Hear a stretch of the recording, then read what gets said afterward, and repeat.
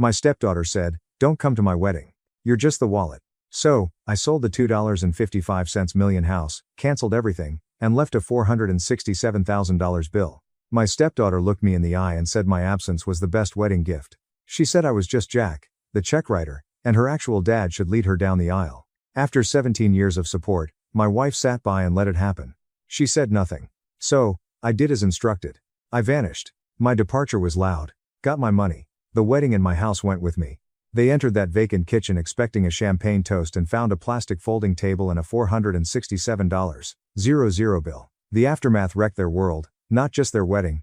My name is Jack Hollis. My age is 73. I was a Seattle general contractor for 38 years. I have rough hands. Sheetrock knives, timber splinters, and chilly concrete mornings damage them. Wake up before the sun and work till my back hurt to make every dollar. I'm no aristocrat. I created my life brick by brick. I believed I was starting a family for 17 years. I was at the Emerald's Head table, one of downtown Seattle's most expensive restaurants. The chandeliers above us probably cost more than my first truck. This was the rehearsal dinner. The air smelt like expensive perfume and cooked duck. I hosted.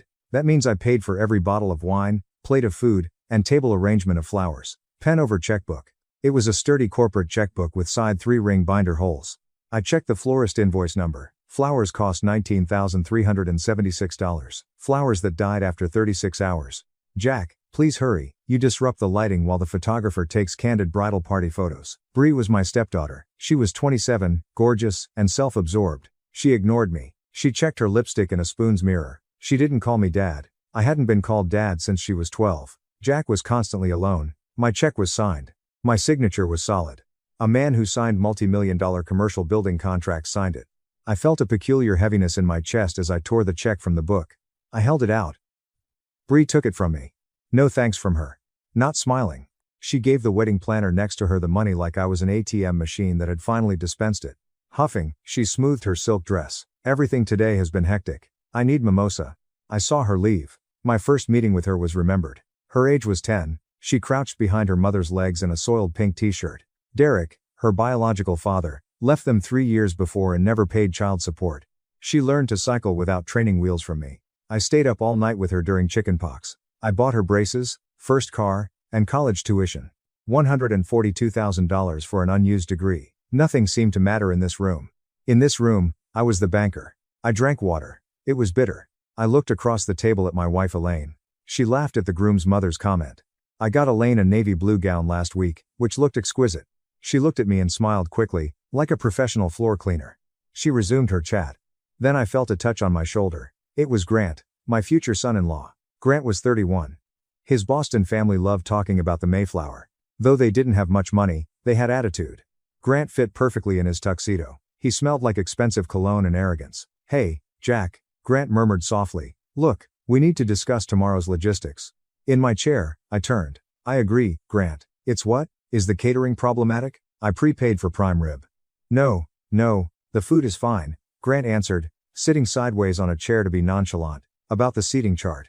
My mom and I were reviewing the arrangement and think you should sit at table 17. I blinked. Table 17, I know the venue layout well.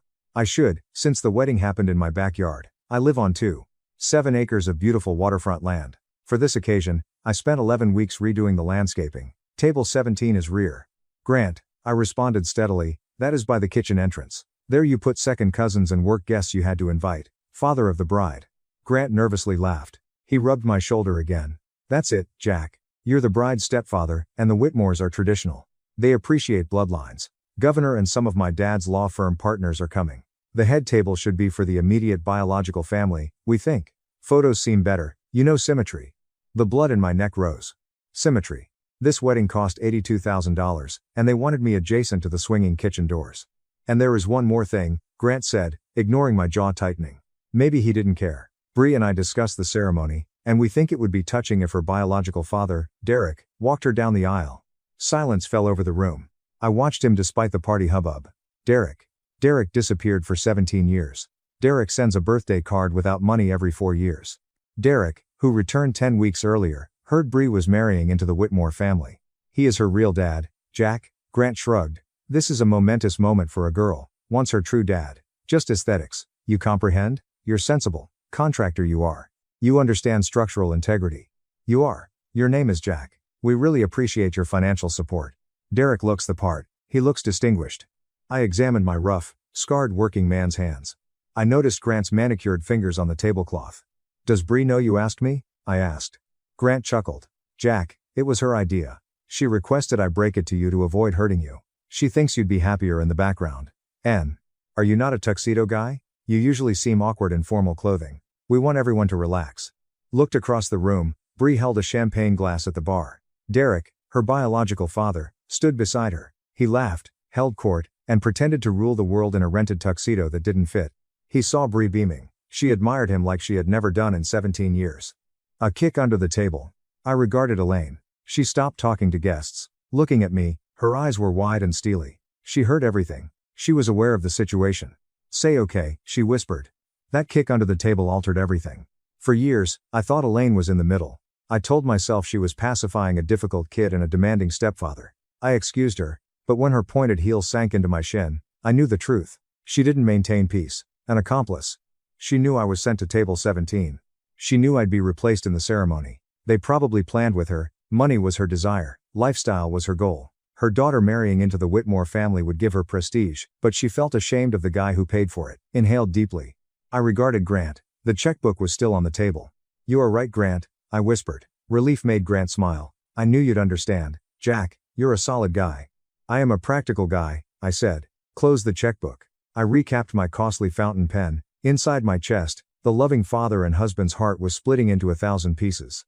Instead, the businessman, the contractor who can remove crumbling structures, woke up. Okay, they wanted me invisible. No one would see me. They wanted actual dad. They can take him. I was to step aside so others could shine.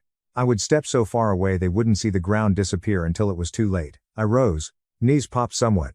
Where are you going? Elaine muttered, gripping my wrist. Her grip was firm. Her nails scratched me. I just need some air, I said. I released her hand. A lot to process. See you at home.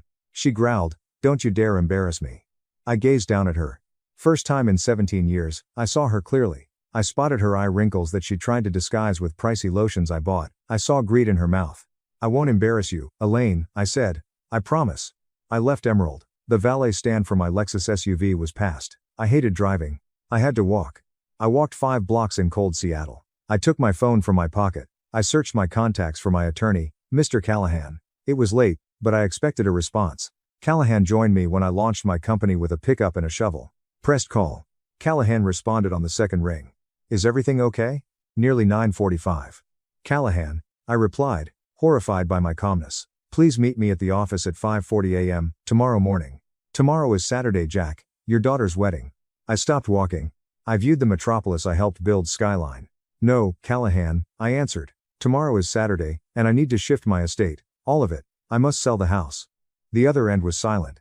Sell the house? Talk to me, Jack. What's happening? They want Jack Hollis. So I'll be Jack. I will liquidate everything. I hung up. Standing on the street corner, the wind slapped my face. No more sadness. Grant assured me I belonged at table 17, which erased the grief in that meal. Only clarity remained. Clear as ice, pricey. Hailed a taxi. Take me to the Highway Motel 6, I urged the driver. The driver saw my tuxedo. The Motel 6, sir? Yes. I answered. I need to get used to living simply again because by this time tomorrow, my wife and daughter will learn a costly lesson about throwing away the man who constructed your roof. I didn't look at the restaurant when the taxi left. Looked forward. Less than 20 hours to demolish a 17-year existence. I would do it with the same precision as pouring concrete. They wanted spectacle. I would give them a memorable ending. I had to go home one last time. Before Elaine got home, I had to remove the house deed from the safe. I thought what I found on her iPad would cement their destiny. Type Team Jack in the comments if you agree I left the eatery. You have no clue what I found when I returned home that night. It went beyond disdain. Shady Acres Nursing Home was implicated in the plot. The real conflict hasn't begun, so stay tuned. I entered the house with her. Warm vanilla candle-scented air filled the room. Bree and Grant were reclining on my Italian-imported white leather sectional sofa in the living room. Their feet were on the coffee table. Grant was sipping my 1.8-year-old single malt, my best scotch for rare occasions. He didn't request it. Just snatched it. They stopped talking when we entered. Bree stared at me, then her mom. She looked innocent. She appeared annoyed that I interrupted their evening. So, Bree sipped from her glass. Did Mom explain? I wore my coat in the foyer. I felt like a guest in my home. I said, Your mother explained that my hands are too dirty for your wedding photos, maintaining my voice. Rolling her eyes, Bree. You always have to sound dramatic. God. Do not worry about your hands, Jack. The atmosphere matters. Grant stirred his iced drink. Look, Jack, let's be direct. We discussed table 17's seating while you guys drove back and concluded it would be awkward. People may wonder why the stepfather is so far away. I had a faint hope. Were they aware of their disrespect? Would they apologize? Grant lingered over his amber glass. We prefer you not come. Air exited the room. I regarded Elaine. She was fluffing a pillow, ignoring me. I regarded Bree. She was gazing at me. Her chin rose in defiance. Excuse me? In a whisper, I asked. You heard him, Bree said. The greatest gift you can give us is your absence. It will be confusing if you go. People will wonder who is the real dad and who is the helper. If you're absent, we can say you were sick or had an emergency business trip. Derek can then become patriarch. Cleaner that way. Patriarch. Word lingered like a bad smell. Derek borrowed $5,500 from me 7 years ago to start a business that failed in 9 days and never paid me back. Derek, hungover, missed Bree's high school graduation. The patriarch. I walked slowly into the living room. My legs weighed. I stood in front of them, looking down at the two people drinking my liquor and planning to erase me from my life. I pointed to the floor. I paid for this floor, I whispered. I paid for your roof. I spent $82,000 on the caterer, band, flowers, and backyard tent. Bree, I bought your dress. $6,400 for a wedding dress. Bree groaningly threw her head back against the sofa cushions. Here we go, she told the ceiling. Money talks. Money always comes up with you, right? Think you own people because you write checks? I don't think I own people, I said, raising my voice. I think a man earns a seat at the table when he supports a family for 17 years and loves a child as his own. Not table 17, the main table. Grant chuckled. Short, sharp sound. Nobody earns a Whitmore table seat, buddy. You are born there. You're just the bankroll. You're the logistics guy. Bree rose and leaned forward, sneering like her mother. Look, Jack, be honest. Who paid for the wedding? You did? Yes. Do you know why? Because admission costs that. You pay that to pretend to be a family. My college was funded by you. Great. As houseman, you had to do that. You funded the wedding. Fantastic. Fathers do that. Consider it compensation for 17 years of enduring your boring stories and dirty work clothes. She stood up and approached me closely. She poked my chest with a manicured finger. You have paid your dues, Jack, she said coldly. The deal is done. The vendor is unnecessary at the event. We only need the product. Please help us. Go fishing. Go fix a toilet. Just leave tomorrow. My real dad deserves a moment. He comprehends me. He has class. I stood frozen. Back pay came to mind. Every morning I woke up at 4:30 a.m., and every vacation I skipped to save money was a service fee to her. No, I wasn't her dad. Was a subscription service. She planned to cancel. Final glance at Elaine. Elaine, are you hearing this? She is evicting me from my home on her wedding weekend. Elaine finally looked at me. She had tired eyes. Please go to a hotel, Jack. Do it for me. Staying will make everyone miserable. Parents expect certain things from Grant. Just go. Something snapped inside me. Not a loud snap. The sound was a steel cable breaking under pressure. Final release was quiet. I regarded Bree. I regarded Grant. I looked at my wife. Okay, I said. My sudden surrender surprised Bree, who blinked. Okay, yes, I said. You're right. Just the vendor. I'm just the bankroll. If the client is unhappy, the service provider should leave. Grant said, exactly, raising his glass in mock toast. Smart man. I expected you to understand. I turned around and headed upstairs. Although my face was stone, I could hear my heart pounding in my ears. I said, I will pack a bag, over my shoulder. I will be out of your hair in 50 minutes. Good, Bree called after me. Leave the honeymoon credit card on the counter before you go, we need to book flights. I regarded the young man in my living room. Grant looked at me with boredom and irritation as he swirled his glass of ice. He just told me I had to leave my paid-for home because my tools were too ugly for his family. A Motel 6, I repeated, voice flat. You want me to stay at a highway Motel 6? Grant shrugged. Jack, it's only 3 nights. My parents are at the downtown Four Seasons. We cannot have a table saw in the garage corner when they pull into the driveway. This destroys the illusion. We need the garage for caterer staging. Indeed, the house smells like sawdust and solvent. You can have it, but a cab wedding scent profile is different. I reserved the room, I put it on your card. Actually, I thought you would want to deduct it as a business expense. He smiled like he helped me. He had used my credit card to book my own exile. I regarded Elaine. This was the moment. This was the final chance for her to stand up and say that this was insane. At this point, she said her 17-year-old Old husband would not be kicked out of his bed for a wedding he paid for. Elaine, I said. Her name felt heavy on my tongue. She was busy straightening a stack of magazines on the coffee table. She wouldn't look at me. She picked up a copy of Architectural Digest and set it down again, perfectly aligning the edges. Just go, Jack, she said softly. I waited. I needed her to look at me. Elaine, I said again, louder this time, they are kicking me out. She finally looked up. Her eyes were hard and cold, like polished stones.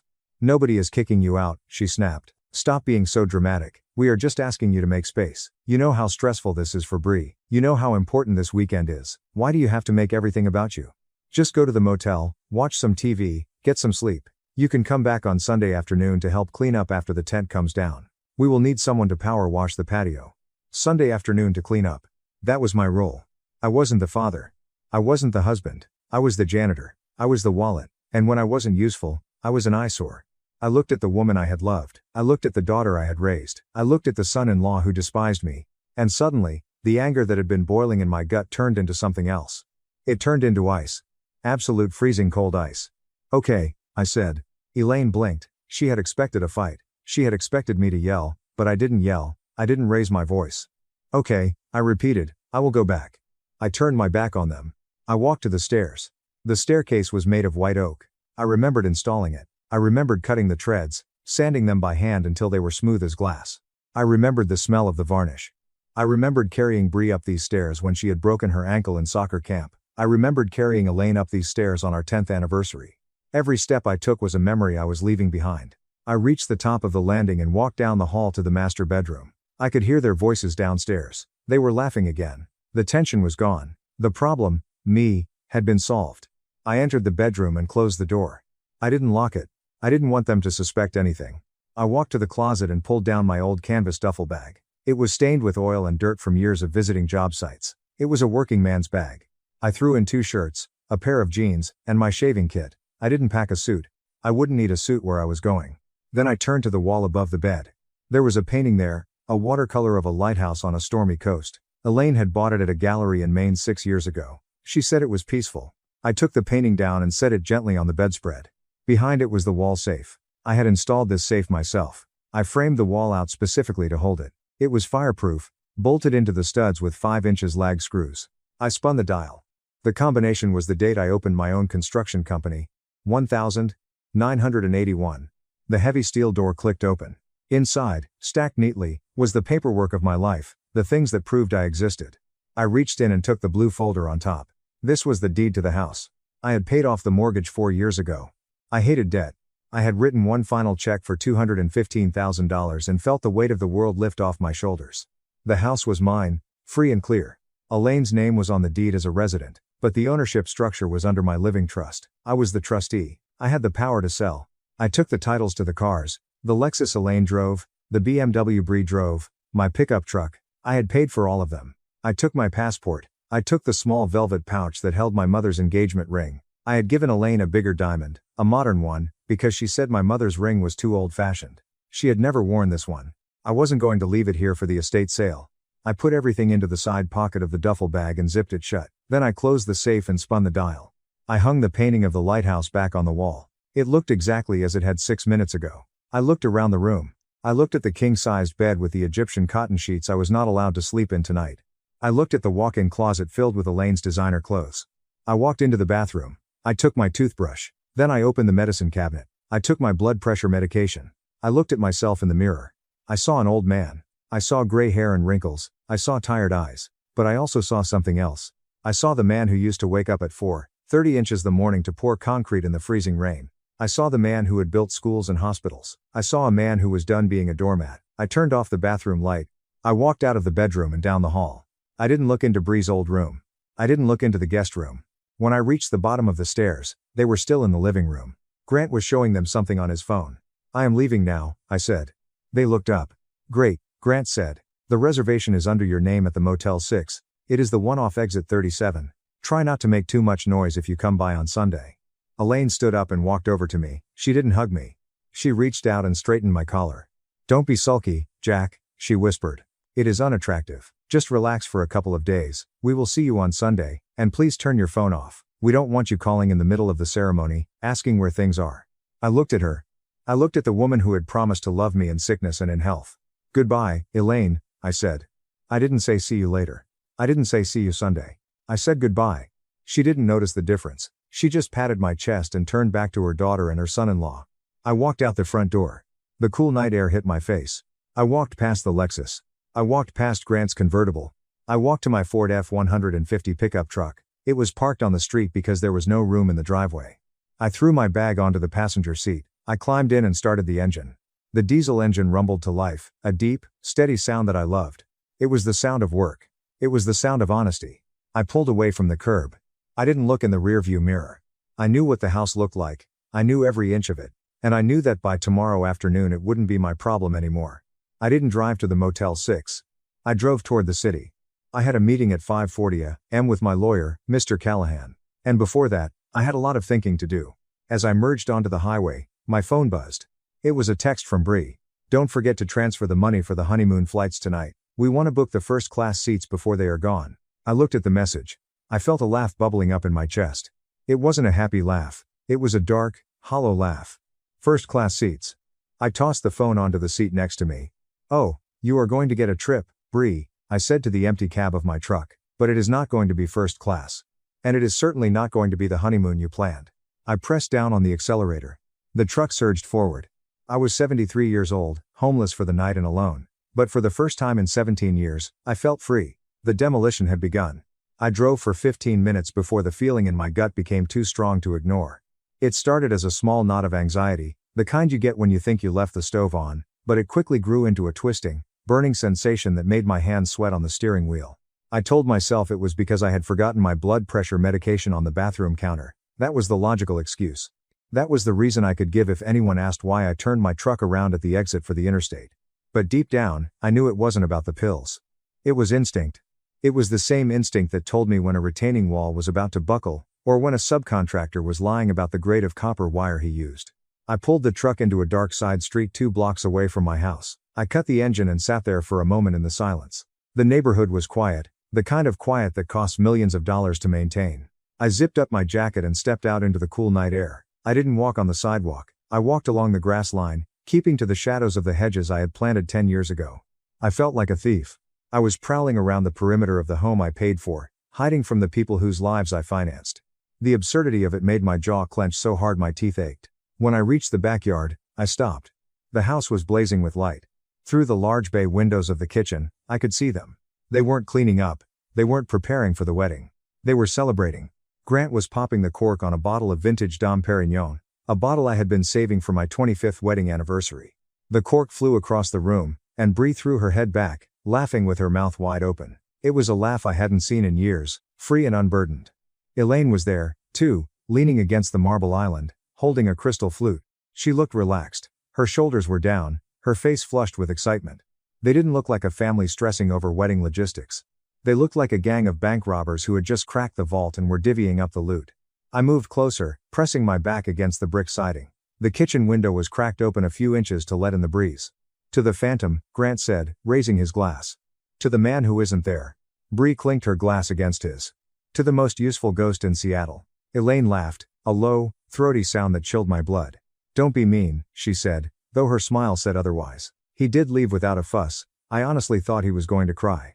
I ducked down and moved toward the back door. I had the key, but I knew the laundry room door sometimes didn't latch properly if you didn't pull it hard. I tried the handle. It turned silently. I slipped inside, the smell of detergent and dryer sheets filling my nose. I stood in the dark laundry room listening to the voices drifting from the kitchen. "Now that the gloomy cloud is gone, we can actually enjoy this party," Bree was saying. I was so afraid he was going to try to make a speech. Can you imagine him standing there with those rough hands talking about hard work and sacrifice? It would have been humiliating. "He is gone now, honey," Elaine soothed. "Relax." I didn't go to the kitchen. I moved silently down the hallway toward my study. The door was ajar. A soft blue light spilled out onto the hardwood floor. I pushed the door open and stepped inside. My study was my sanctuary. It was where I designed my blueprints, where I balanced the checkbooks, where I kept the photos of my parents. But tonight it felt violated. Someone had been in here. The chair was pulled out, and sitting right in the center of my mahogany desk was Elaine's iPad. It was open. The screen was glowing. I walked over to the desk. I wasn't going to look. I told myself I was just here for the pills.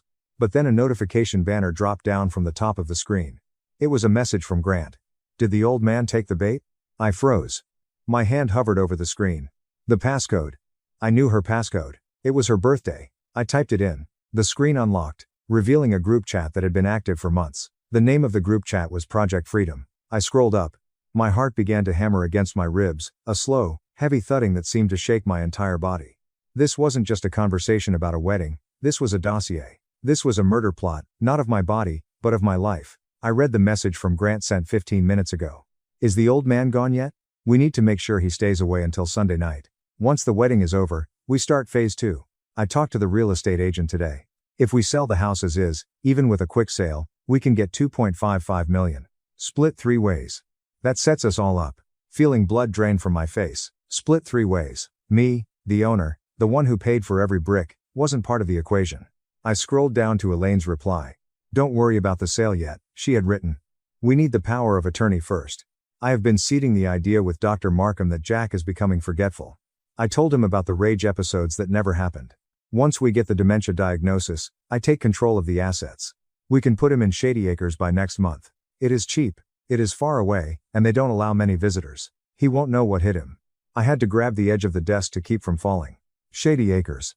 I knew that place. It was a state-run facility 2 counties over. It was where people went to die when nobody loved them. It smelled of urine and boiled cabbage. My wife, the woman I slept next to every night, the woman I traveled the world with, was planning to lock me away in a warehouse for the discarded elderly so she could cash out my equity. Then I saw Bree's message. Haha, bye-bye, Jack. Thanks for the money, loser. Just make sure the check for the honeymoon clears before you lock him up. I don't want my card declining in the Maldives. A loser. I stared at the word. It pulsated on the screen. I wasn't scared anymore. The fear had evaporated, replaced by a cold, sharp clarity. It was the same feeling I got right before I swung a sledgehammer into a drywalled partition. I knew exactly where the studs were. I knew exactly where to hit to bring the whole wall down. My hands were shaking, not from weakness, but from the adrenaline of pure, unadulterated rage. I reached into my pocket and pulled out my phone. I opened the camera. I didn't just take one picture. I took pictures of everything. I scrolled up for months. I took pictures of them mocking my clothes. I took pictures of them complaining about my cheapness when I refused to buy a third car. I took pictures of the detailed plan to have Dr. Markham declare me mentally incompetent. Make sure he drinks the tea tonight, Elaine had written 2 weeks ago. I put a little something in it to make him groggy. If he looks confused in front of friends, it helps our case. I remembered that night. I remembered feeling dizzy. I remembered Elaine helping me to bed, her voice so sweet, so concerned. You are working too hard, Jack. You need rest. She had been drugging me. She had been poisoning me slowly to build a case for my insanity. I finished taking the photos. I made sure they were backed up to the cloud instantly. Then I carefully placed the iPad back exactly where it had been. I wiped my fingerprints off the screen with my sleeve. I stood in the darkness of my study for one last moment. I looked at the framed photo on the desk. It was taken 9 years ago. Me, Elaine, and Bree at her high school graduation. We looked happy. I looked proud. I picked up the photo. I looked at their smiling faces. Leers. Parasites. I opened the bottom drawer of the desk and dropped the photo inside. I didn't slam the drawer. I closed it softly. I walked out of the study. I walked down the hall past the kitchen where they were still laughing. I could hear Grant telling a joke about a construction worker who fell into cement. They all roared with laughter. Laugh while you can, I thought. I slipped out the back door and into the night. The rain had started to fall, a cold Seattle drizzle. I walked back to my truck, the water mixing with the sweat on my face. I sat in the driver's seat of my Ford. I looked at the photos on my phone one more time. I had the evidence. I had the motive. And thanks to their arrogance, I had the element of surprise. They thought I was a confused old man on his way to a cheap motel. They thought I was the past. I started the engine. I wasn't going to the motel. I was going to war. And unlike them, I wasn't going to use poison or lies.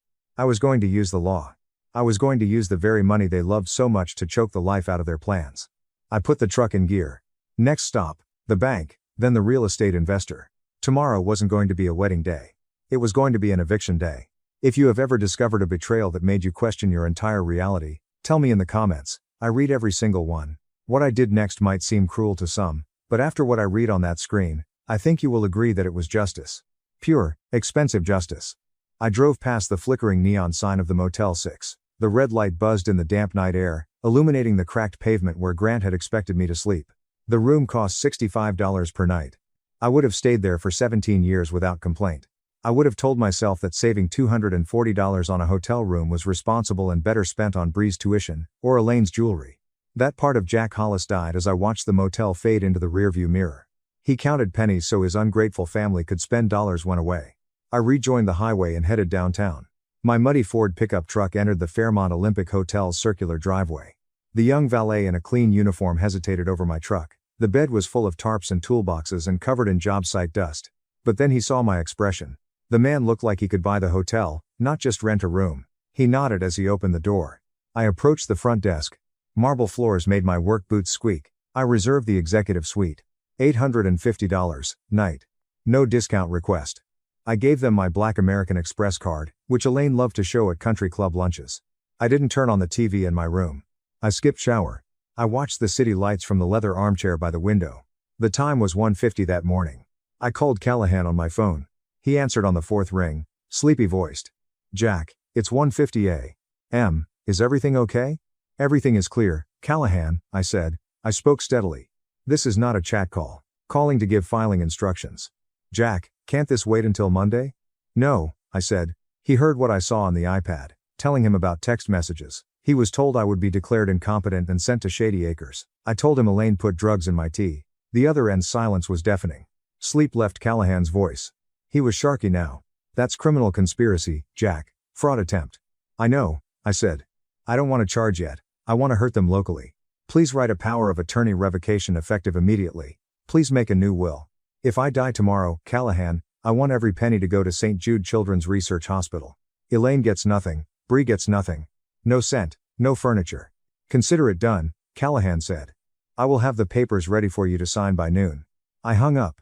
2 hours and 45 minutes of sleep. It was my deepest sleep in years. Morning came at 6. I changed into work clothes after showering. I didn't want or need a suit. These clothes, flannel shirt, jeans, boots, made money. They deserved to be worn while I refunded. I faced the First National Bank branch at 8:50. I saw the tellers open drawers and turn on lights. Banked here for 28 years. I knew branch manager Mrs. Donovan. Through the glass, she smiled and waved. She had no idea I would ruin her branch's quarterly deposit goals. I entered first when the doors opened.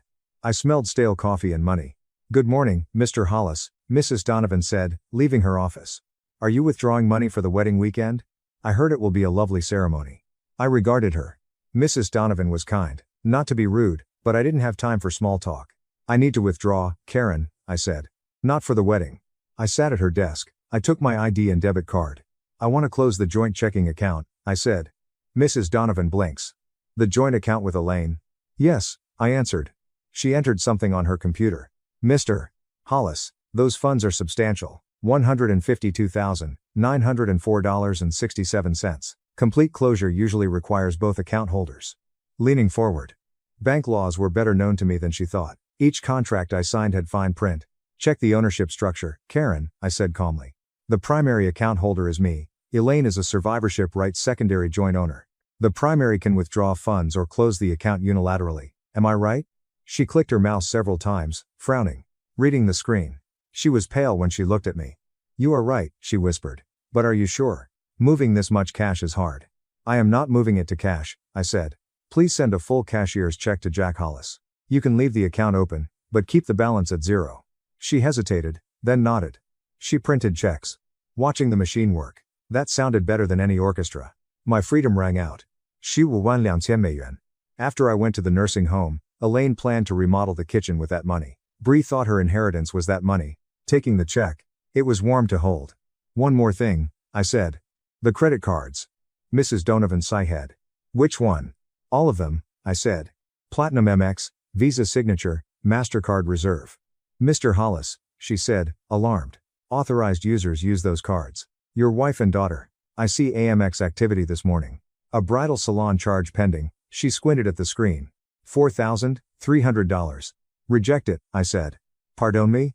Cancel the cards. If necessary, Karen, mark them as lost or stolen, but I want them dead now. I want the bridal salon fee to drop. The card Elaine is probably giving a spa brunch waiter should be worthless plastic. Mrs. Donovan warned Hollis that using them would be embarrassing. I rose. I wore my construction company logo baseball cap. That is the point, Karen, I said. I watched her type commands. Click, click, click. Imagine the scene. Elaine pays for her $350 massage with a card in a fluffy white robe at the spa. The receptionist took it. The frown. The second swipe. I'm sorry, Mrs. Hollis. Card declined. Report to issuer. Elaine's blushing. She produced the Visa. Declined. The MasterCard. Declined. That debit card was linked to her personal account where she kept her bingo winnings. Never liked spending her own money. She called my money our money and her money hers. Our money left today. I left the bank. The sun broke through Seattle's gray clouds. The check in my hand was examined again. Then I checked my phone. No missed calls. After a few minutes, humiliation set in. I got in my truck. I felt lighter physically. The burden of providing, protecting, and having endless cash was lifted. I was now a contractor with work. Checked my watch. Jodin Arshafen, real estate investor Cole Bennett, who bought houses for cash, was meeting me at a diner in 15 minutes. I had cut their cash flow. I would remove their shelter. I started truck. My phone buzzed as I left the parking lot. The bank app sent the notification. Refused transaction. Bridal Salon MX Platinum. $4,450. Account closed. My smile was cold and hard. Happy wedding day, Bree, I whispered. My car approached the diner. I hadn't even swung the wrecking ball, but the demolition was on schedule. I parked my truck at the Rusty Spoon, a 2-4-hour diner. The coffee was strong enough to strip paint, and the menu was sticky with maple syrup. I didn't eat there. I went to meet Cole. I found Cole's number on a yellow plastic sign attached to telephone poles near construction sites. We buy ugly homes. A cash offer, 2-4-hour close. Most people believe those signs are scams or predatory lenders preying on desperate foreclosure victims. They're usually right. Today, I was desperate. Not for cash. For speed. Before my wife could file an injunction, I had to liquidate a $2.55 million asset. Cole was already in a corner booth. He didn't look like a real estate magnate. He appeared hustler-like. He was typing furiously on a laptop in a shiny blue suit with too tight shoulders. He stood up and extended a surprising firm hand when he saw me in my flannel shirt and work boots. Mr. Hollis, he said, I must be honest, I thought you were pranking me when you called and gave me the address. I checked Zillow. A waterfront estate. Meth labs and roofless houses are our specialty. Sitting down, I ordered coffee from the waitress. It is not a prank, Cole, I said. The house is flawless. I roofed myself 6 years ago. Copper plumbing, hardwood floors, sub-zero appliances. Cole appeared confused. He half closed his laptop. Why are you calling me? Listed with a broker, that house could fetch 2.65-2.7 million in this market. Bidding war territory. I drank black coffee. I enjoyed the tongue-burning pain. It focused me. I don't have time for a bidding war, I said. I don't have time for open houses. I don't have time for inspections, contingencies, or waiting 60 days for a buyer's mortgage. I must sell the house today. Right now. I need money in my account before banks close. Cole reclined in the booth. He looked at me suspiciously and greedily. I recognized the look. A man who sees a golden goose but fears it will bite him had that look. Is there a property lien? He asked. A crime scene? No liens, I said. I removed the deed from my heavy canvas jacket and slid it across the sticky table. It's clear and free. I'm sole trustee. I can legally sell. A theft has occurred, but no crime scene yet. A theft of 17 years of my life. I didn't elaborate. I kept the wedding, iPad, and nursing home plot from him. No need to know. I requested $1.9 million. Cole water choked. Excuse me? 1.9, I repeated. I knew the number was low. Below market value by $650,000. $650,000 was huge. It was more than most earned in a decade. But I saw it differently. The weapon cost $650,000. It cost the ammunition I needed to destroy their plan. Elaine could file for divorce and freeze assets if I waited for full price. Half would be hers. Half 2.55 million is 1.275 million. I kept more money by selling it for 1.9 than if I had played by the rules. Sometimes you have to spend a little to save plenty. 1.9 is a steal, Cole whispered. Doing the math in his head, he could flip the house next week and make $500,000 without working. There are conditions, I said. He nodded eagerly. Anything. The conditions? Condition 1, I pointed. The sale is on, electronic wire transfer 80% today, immediately, 20% after physical vacancy. Hard money lenders gave me a line of credit, Cole said. I can trigger the wire in 8 minutes. I added, condition 2 is non-negotiable. Instant possession. I'll give you the keys today, but I need you to agree that the house must be vacated by noon tomorrow, 12:30. Cole frowned. Tomorrow is Saturday. I know, I said. At 12:30 p.m., please take possession tomorrow. Please change the locks. Please place your sign in the yard. Anyone on the property after 12:30 p.m. should be treated as trespassers. Cole looked at me. He was putting it together. This wasn't just real estate, he realized. This was revenge. He re-examined the act. He examined my face. He saw my cold determination in my eyes. A man with nothing to lose was before him. Is the house occupied? He asked cautiously. Currently, yes, I said. According to my soon-to-be ex-wife and house guests. Do not worry, I will clear the property of personal items. Anything left after noon tomorrow can be kept or dumped. Consider it bonus. Cole finger tapped the table. He considered the risk. His eviction could have been messy. In contrast, he got a $2 million mansion for pennies. Greed won. Greed always wins. I have a digital notary service on my iPad, Cole said, opening his laptop again. We can close here. I'll call my lender. He worked while I watched, observed his upload. He drafted the purchase agreement while I watched. I read every screen word. Seller will transfer all rights, title, and interest. Ownership begins at 12:30 p.m. Pacific Time.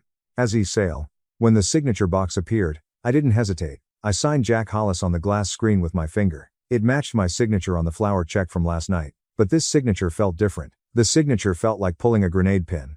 Okay, Cole admitted, sweating. A wire is started. Fed wires clear instantly. Check your account. I grabbed my phone. My banking app showed a $0 balance an hour earlier. Refreshing the screen. Pending $1,520,000 deposit. The 80%. Completed. The house vanished. My 4th of July barbecue spot, where I taught Bree to drive in the driveway. I thought I'd grow old with a lane there. That was no longer my home. It was just Quick Flip Properties LLC's address. After a moment, adrenaline filled the strange hollow in my chest. Money was mine. I was powerful. Here's the key, I said, sliding the brass key across the table. The master key. It opens the front, back, and garage. Cole grabbed it like a gold nugget. What about the furniture? He asked. It's yours, I said. The Italian white leather sofa, dining table, and 60-inch TV. Keep, sell, burn, I don't care. I rose. I dropped a $25 bill on the table for coffee I barely drank. I said, one more thing, Cole, looking down at him. Come tomorrow at noon with a large crew and possibly a security guard. The previous tenants can be dramatic. Cole grins. Mr. Hollis, I will bring the National Guard if necessary for $650,000 in equity. I left the diner. Sun was fully up. It was Friday morning before the wedding. Entering my truck, I checked my phone again. Elaine didn't text. Maybe she thought I was sulking in the motel.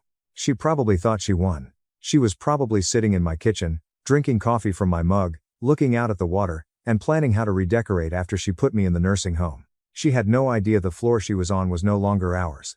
She was unaware she was trespassing on Cole's property. Started the engine. I had 3 hours before my moving crew arrived. I had to time this perfectly. I had to enter, get my things, and leave before Elaine and Bree returned from their dress fitting. Got the truck in gear. I wasn't just a trucker anymore. I haunted my past life. My final act was coming up. I drove back toward the house, now a time bomb set to detonate at 12:30 tomorrow. If selling the house below market value was crazy, tell me in the comments. Peace of mind costs money, but revenge is priceless. Watch what I did to the furniture before leaving. The kitchen surprise I left will amaze you. I sat in my truck in a hardware store parking lot. I had to be somewhere familiar that smelled like lumber and steel to do my next task. The passenger seat beside me had a thick white binder. Wedding Bible. Elaine carried this binder like nuclear codes for 7 months, protected it with her life. She made one fatal mistake. After picking up the custom printed napkins 4 days earlier, she left it in my truck's back seat. She forgot it. It now contained her demise instructions. Opened the binder. Contracts were inside. My signature was on the bottom of each. Jack Hollis, not Bree, Elaine, or Grant. Me. I was the client to the law and the vendors. I was boss. The boss planned to fire everyone. Drinking lukewarm coffee from my thermos, I grabbed my phone. I started with catering, the most expensive item. Company name, Exquisite Tastes. I paid $135 per plate for 180 guests, plus service, gratuity, and cake cutting fees. Dialed the number. Women answered on the second ring. Lauren here, Exquisite Tastes. How can I assist? Hello, Lauren, my name is Jack Hollis, father of the bride for tomorrow's Hollis estate wedding. Oh, Mr. Hollis. Lauren's voice was cheerful. We're excited for tomorrow. Chef is making lobster bisque. We just wanted to know the vegetarian count. Did you want? I am canceling the order, Lauren, I said. There was a long, confused silence on the line. A pot clanged in the background. I'm sorry. I think the line cut out. Lauren laughed nervously. You sounded like you were canceling. I did, I said. My voice was calm. As I read the contract termination clause, I declared my right to cancel services immediately. Avoid bringing food. Do not bring staff. Do not bring champagne.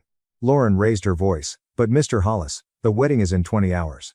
We bought the ingredients, prime rib marinades. Staff is scheduled.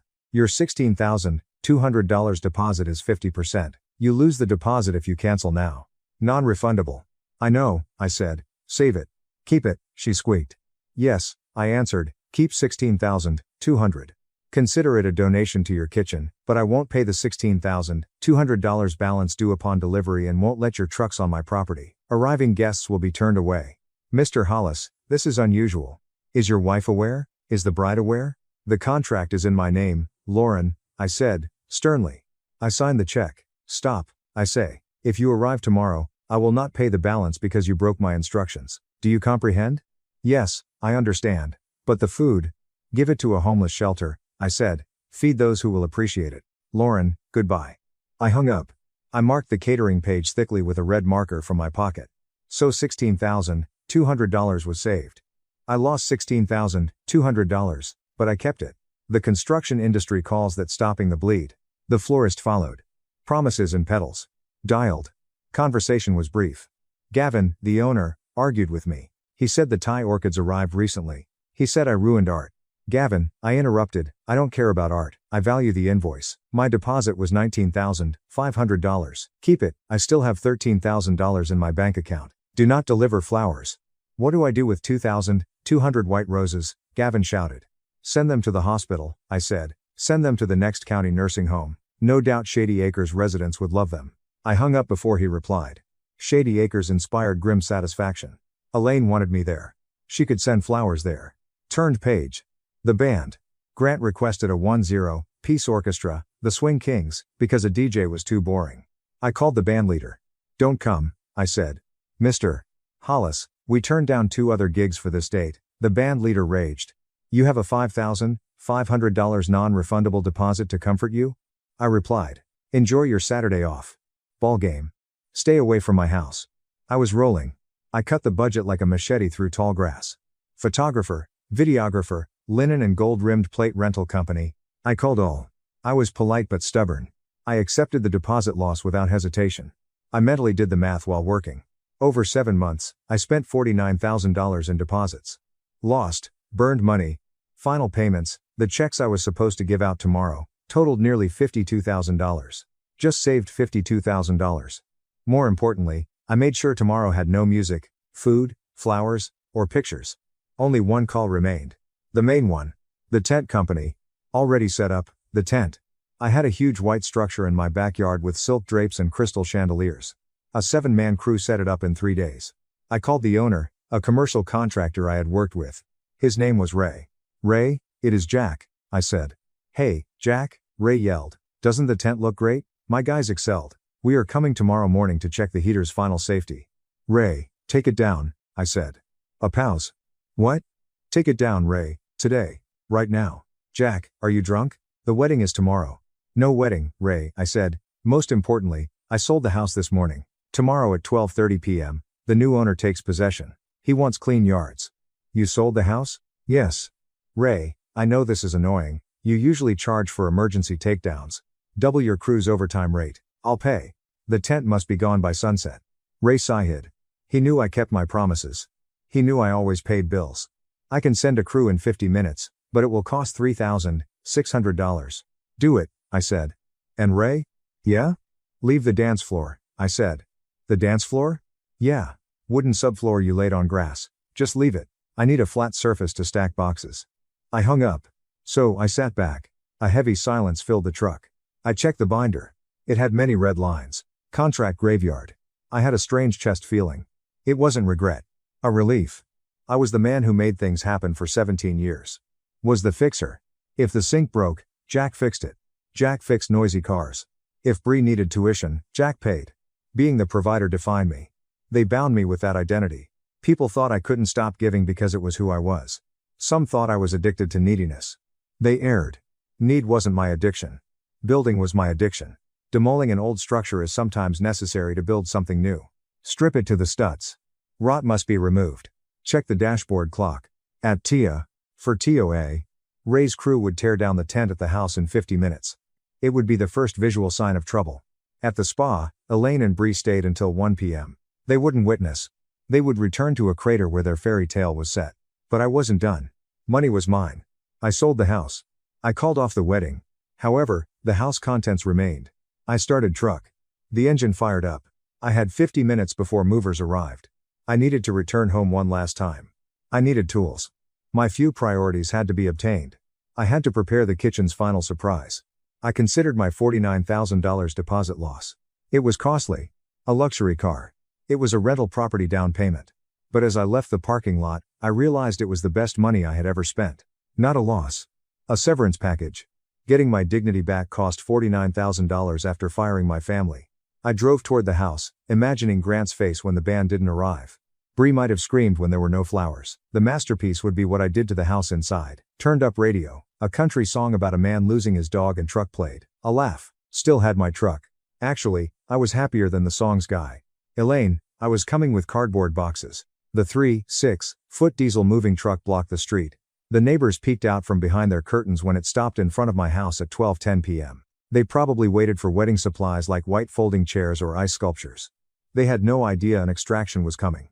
I met Hank, the burly foreman who could lift a refrigerator with one hand, outside. His 5-man crew wore rapid relocation uniforms. I paid extra for the premium service that packs everything. Different instructions were given today.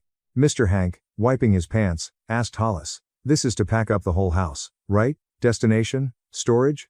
"Not exactly. Hank," I said, pointing at the house. "This is surgery. Please look at me. Please examine my clothes. Jeans, flannel, work boots." Hank scanned me in confusion. "I told you to go into that house and take only the things that look like they belong to a handiworker. Tools should be packed. Pack history or engineering books. Pack sawdust. Or diesel-scented clothing. The study has framed photos of an old couple. My parents. Carefully pack. Everything else, expensive, shiny, or fragile stays behind." Hank scratched his head. "We leave it at home?" "No," I said, my voice as hard as the concrete driveway. "I want you to pack expensive items into your cheapest cardboard boxes. Avoid bubble wrap. Avoid tissue paper. Throw it in. Stack those boxes on the curb." "The curb?" Hank asked, widening his eyes. "Similar to the garbage truck?" "Like for the garbage truck," I said. "Or for neighbors. Or raccoons. Don't care. Remove it from my home." The crew worked. I directed traffic from the hallway. A luxury massacre. 2 movers removed Elaine's designer clothes from the master closet in armfuls. I paid thousands for these dresses and silk blouses she wore to charity luncheons to brag about her generous husband. Movers didn't treat them like couture. These were stuffed into rough brown boxes like old rags. I saw her Chanel jacket, which she wore when she told me I had to work harder to afford her lifestyle, crumpled into a ball and placed next to muddy gardening shoes. Next came shoes. The Louis Vuitton and Jimmy Choos with red bottoms cost more than my first car. I heard the clatter as they were thrown into a box together. Heels broke buckles and leather scraped. Money crumbling was the sound. I entered Bree's room. It was her ego shrine. Self-portraits, participation awards, and piles of worn-out clothes. A plastic bag protected the spare wedding dress in the corner. She planned to dance in a shorter, flirty reception dress. It cost $4,3. A young mover delicately grabbed it. "Sir, should I hang this in a wardrobe box?" he asked. "It resembles a wedding dress." I inspected the white lace. It symbolized everything. Bree was shallow, costly, and none of my business. "Box it," I said. "But sir, it will wrinkle." "Fold it in half and shove it in a dish barrel," I said. "It moves to the curb." Though scared, the kid did it. He awkwardly folded the dress and stuffed it into a plate box. I saw the white fabric fade into the cardboard. We swarmed the house. I reclaimed my life in the garage with my table saw, drill press, and vintage hand planes. These were my pals. This life was built with these tools. Only they were loyal to me. I watched the movers carefully blanket them. They appreciated good tools. They respected my saw more than Elaine's jewelry box. After clearing personal items, we worked on the house. I sold the house, but the contract included fixtures. I understood fixture definitions well. Light bulbs are consumable. Curtains are window treatments. I set up my ladder in the living room. The ceiling was 19. I climbed up and removed all recessed lighting LED bulbs. I installed them. Each high-efficiency dimmable bulb cost $11. I stayed with them. I bagged them. I removed the drapes. These heavy, silk-lined velvet drapes were custom-made. Ripped them from the rods. Hearing the hooks rip from the fabric was satisfying. Throwing heavy velvet piles on the floor. Put those on the curb, too, I told Hank. The house was unrecognizable by 2:45. Not a home anymore. Hollow shell. Pictures were gone, leaving pale squares on the walls. Dusty floors. The naked windows let in harsh afternoon light that revealed every floorboard scuff and scratch. Outside, the sidewalk looked like a celebrity dump. There were 56 haphazardly stacked boxes. One had an exposed Hermes Birkin bag on top. Elaine's diamond earrings from the nightstand may be rattling in a box of old magazines. If not for love and respect, wealth was just trash. My cash payment to Hank. I tipped each mover $120. You guys did good work, I said. Work fast. Hank glanced at the curb pile, the empty house, and me. Sir, will your family return? I examined the pile. My family is in the truck, Hank, I said, pointing to the toolboxes. That pile on the curb is just overhead. The truck drove away, leaving me in silence. It was my last time through the rooms. My footsteps rang on the hardwood. Into the kitchen. The house's heart. This was where I cooked Sunday breakfast. Elaine drank wine here while I did the dishes. The granite countertops were empty. The fridge was empty. I even took ice cube trays. I went to my truck and got the two last items. I brought a white plastic folding table. It was cheap, shaky, and painted. I carried blueprints on job sites. I placed it in the kitchen island center. In the vast room, it looked ridiculous, a poor island in a sea of emptiness. I grabbed the envelope. Manila envelopes were thick. The receipts, wedding cancellation receipt, house sale receipt, nursing home inquiry receipt from Elaine's files, and text message printout were inside. I centered the envelope on the plastic table. One word was written in big block letters on the envelope's outside with a black permanent marker. Payoff. Stepped back. Perfect scene. The empty home. The discarded luxury outside. Single cheap table with final bill. Checked my watch. It was 3:30 p.m. Bree and Elaine would finish their late lunch after the spa. They'd arrive in 25 minutes. Walking to the front door. I left and locked it with the investor's master key. My key went under the doormat. Not my key anymore. I walked past the curbside box mountain down the driveway. A light rain began. Bree's spare wedding dress's box flap was open when a drop of water hit the silk. Not closing the box. I got in my truck and started it. Not looking back. I wasn't sad. My body felt clean. I felt like I had finished a demolition job and cleared the site for something new. No, I wouldn't build here. I parked around the corner at the end of the block.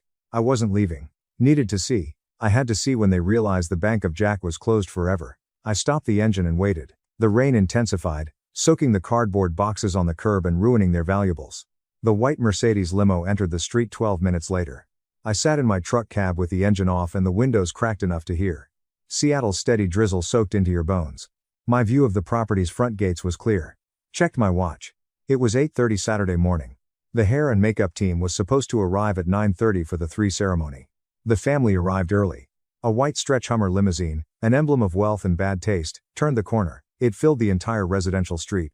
I watched it slow down near the driveway. The driver was probably confused by the mountain of sodden cardboard boxes on the curb as I saw his silhouette turning. He continued beyond the boxes. He drove to the main gate. Red brake lights flashed. The limo stopped. My chin rested on the steering wheel as I leaned forward. The end. Limo back door flew open. Bree exited first. Her white silk robe had bride embroidered in gold sequins across the back. Champagne was in her hand. She looked party ready. She appeared poised to rule the day. She noticed the chain. I locked a fist-sized padlock to a heavy-duty steel chain through the gate's wrought iron bars. She dropped the champagne bottle without the chain. It was the sign. My wooden stake was hammered into the ground in front of the gate. A bright red sign had white block letters. Sold. Another sign appeared beneath it in smaller but aggressive letters. No trespassing. Prosecution for violators. I saw the bottle hit asphalt. Nothing broke. It rolled into the gutter. Bree stood with her mouth open. Elaine climbed out next, wobbling in heels. Then Grant. Annoyed, Grant looked. He probably told the driver to open the gate by pointing at it. A driver shook his head. I saw the body language. He wouldn't ram a gate for $350. Grant marched to the gate. The iron bars were shaken by him. The chain clanked loudly in the quiet morning. He entered the code on the keypad. Nothing occurred. I turned off the gate motor from the breaker box before leaving. They were shut out. I saw them panic. It began slowly with confusion, and then became chaotic. Bree screamed.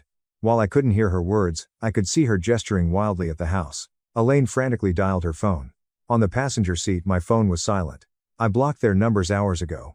Grant did something stupid. Trying to climb the gate. He wore expensive loafers and dress pants. Sliding on the crossbar, he nearly impaled himself on the decorative spikes. He landed on the wet pavement, ruining his pants. Finally, they found the side pedestrian gate. I also locked that, but the latch was old. Grant kicked once. Twice. The wood splintered and the gate opened on the fourth kick. They ran like panicked animals. I took my binoculars. I wanted to see their faces in the backyard. They raced around the house to the ceremony garden. They anticipated a white paradise. They expected a 4,500 square foot marquee tent with silk lining and crystal chandeliers. They anticipated fine china and thousands of imported orchids. They found mud. The yard was a mess. We got what we paid for from the tent crew. Everything was ripped out. Brown sludge from heavy trucks covered the wet lawn. Just the dance floor's plywood subfloor remained, like a raft in a swamp. There were no chairs. No altar. No flowers. Wet plywood and mud. I saw Bree kneel. She didn't mind mud on her white robe. She knelt in the sludge, surveying the empty yard. She spun around looking for the tent and wedding. It vanished. Like it never existed. Grant ran toward the house's back door. He tried the handle. Locked. His fist hit the glass. Open the door. He was screaming now, carried by the wind. Open the door. He looked around, found a heavy garden stone, and broke the French door glass. Shattering glass made a harsh sound. He unlocked and shoved the door open. Everyone entered the house. I put down binoculars. I didn't need them to know anything inside. I knew the acoustics of that house. I built it without furniture, rugs, or curtains to reduce sound. Every step sounded like a gunshot. Every voice echoed. I imagined them in the living room. Great room with 9-foot ceilings. It was empty. The white leather sofa vanished. The grand piano vanished. The 60-inch TV was gone. The ceiling had dark holes like eye sockets from the missing light bulbs. The house wasn't empty. It died. Bree's heels clicking on the bare hardwood as she ran up her bedroom stairs came to mind. Searching for her dress. She'd changed dresses. Jewelry left on her dresser. I waited.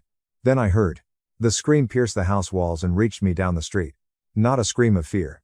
This screamed materialistic loss. My things. That was Bree. I saw Grant burst through the front door. Holding his phone, he was furious. He paced the porch. Just to listen, I cracked my window more.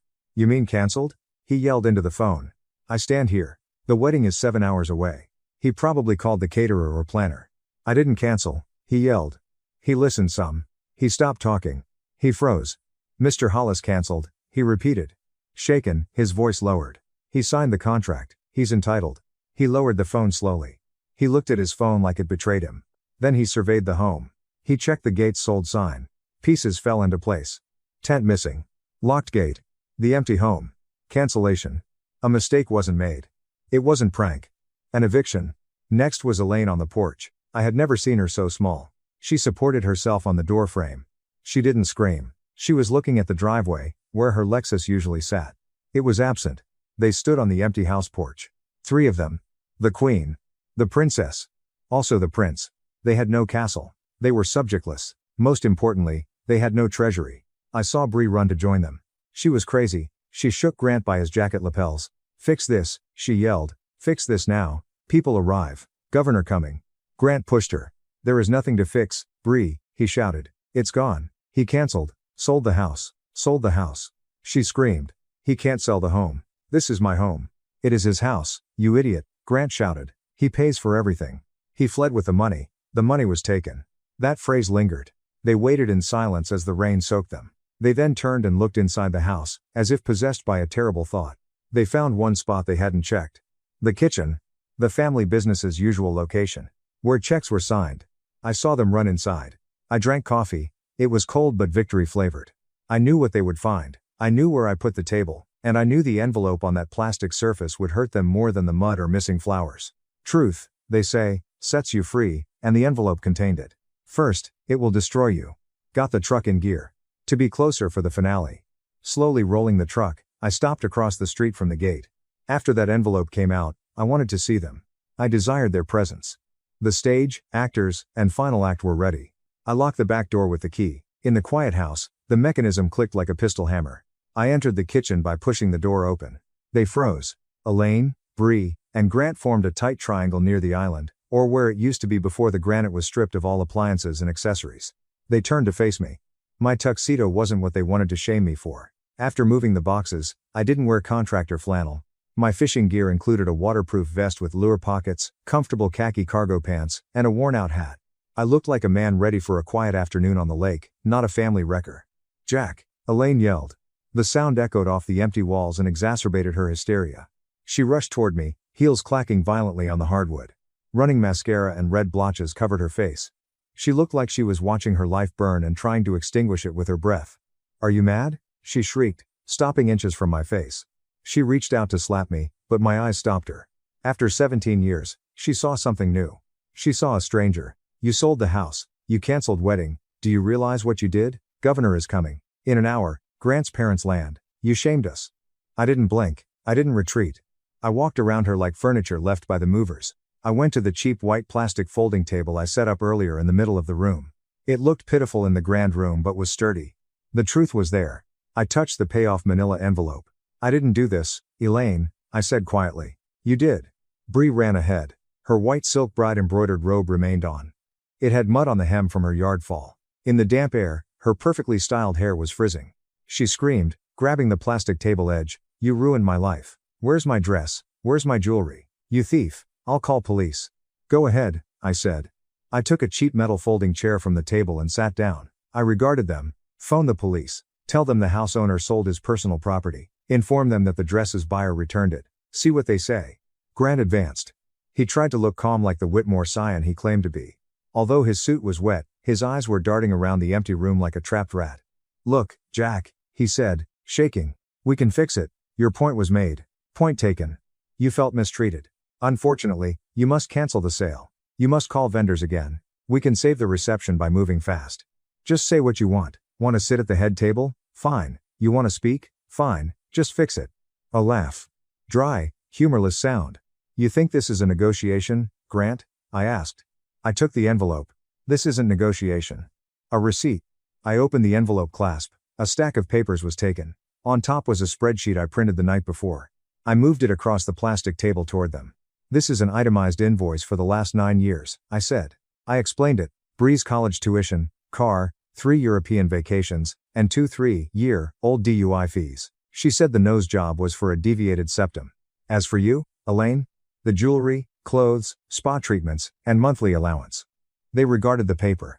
"The total is at the bottom," I said. $467,000. Just discretionary spending. That doesn't include shelter or food. I gave you almost $500,000 of my sweat and blood because I thought we were a family." Bree looked at the numbers. Unthankful, she looked. She seemed offended I counted. "So what?" she spat. "Fathers do that. Raising a child is non-refundable." "I am not asking for a refund," I said. "Bree, the account is closed. The balance is paid. And since you two made it very clear last night that I am just a wallet to you, I closed the wallet." Reaching into the envelope again. I took a blue-covered document this time. I slid it to Elaine.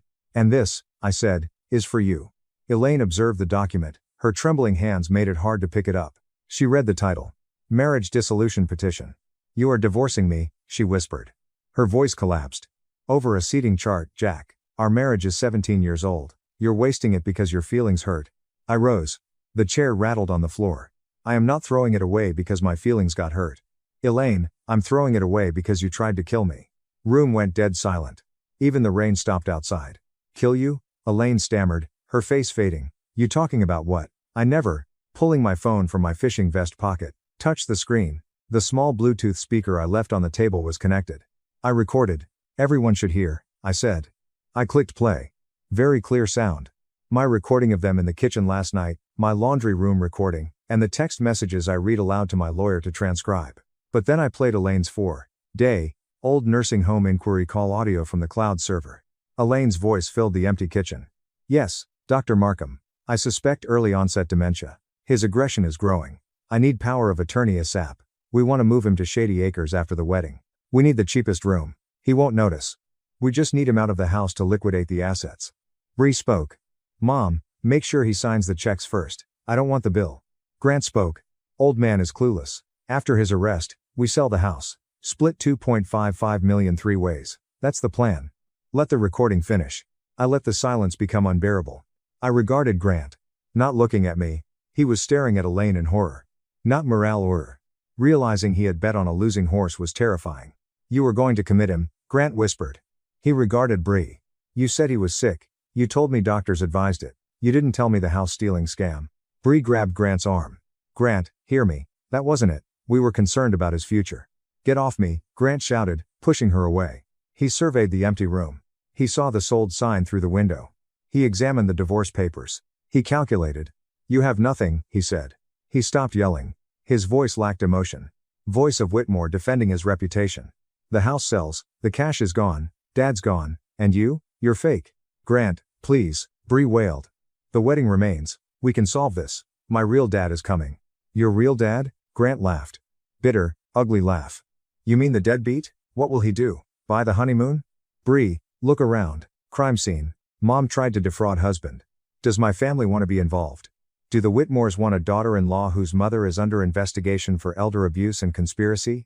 The wetsuit jacket was adjusted. Smoothed his hair. He said, the wedding is off, Bree.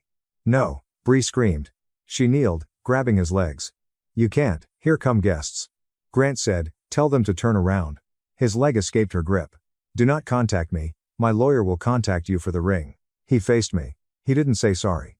His face wasn't ashamed. One businessman nodded to another, acknowledging a superior move. He said, you played a good hand, Jack. Then he left. I watched him go. I saw him exit the back door through the mud and disappear around the house. Bree cried into the cold hardwood while curled up on the floor. A white robe was ruined. She was ruined. Standing by the plastic table was Elaine. The girl wasn't crying. She examined the divorce papers. I saw her look up. Eyes were vacant. Jack, she whispered. We can fix it, let me explain. Just talk. Just venting. Please, where should we go? Have nowhere to go. I took the envelope. The last paper was removed. I anticipated that, I said. I placed a small brochure on the table. A glossy pamphlet showed a generic, sterile building on the front. Shaded Estates. I read the title aloud. I told Elaine, I made a reservation for you. Not for a room, but a job interview.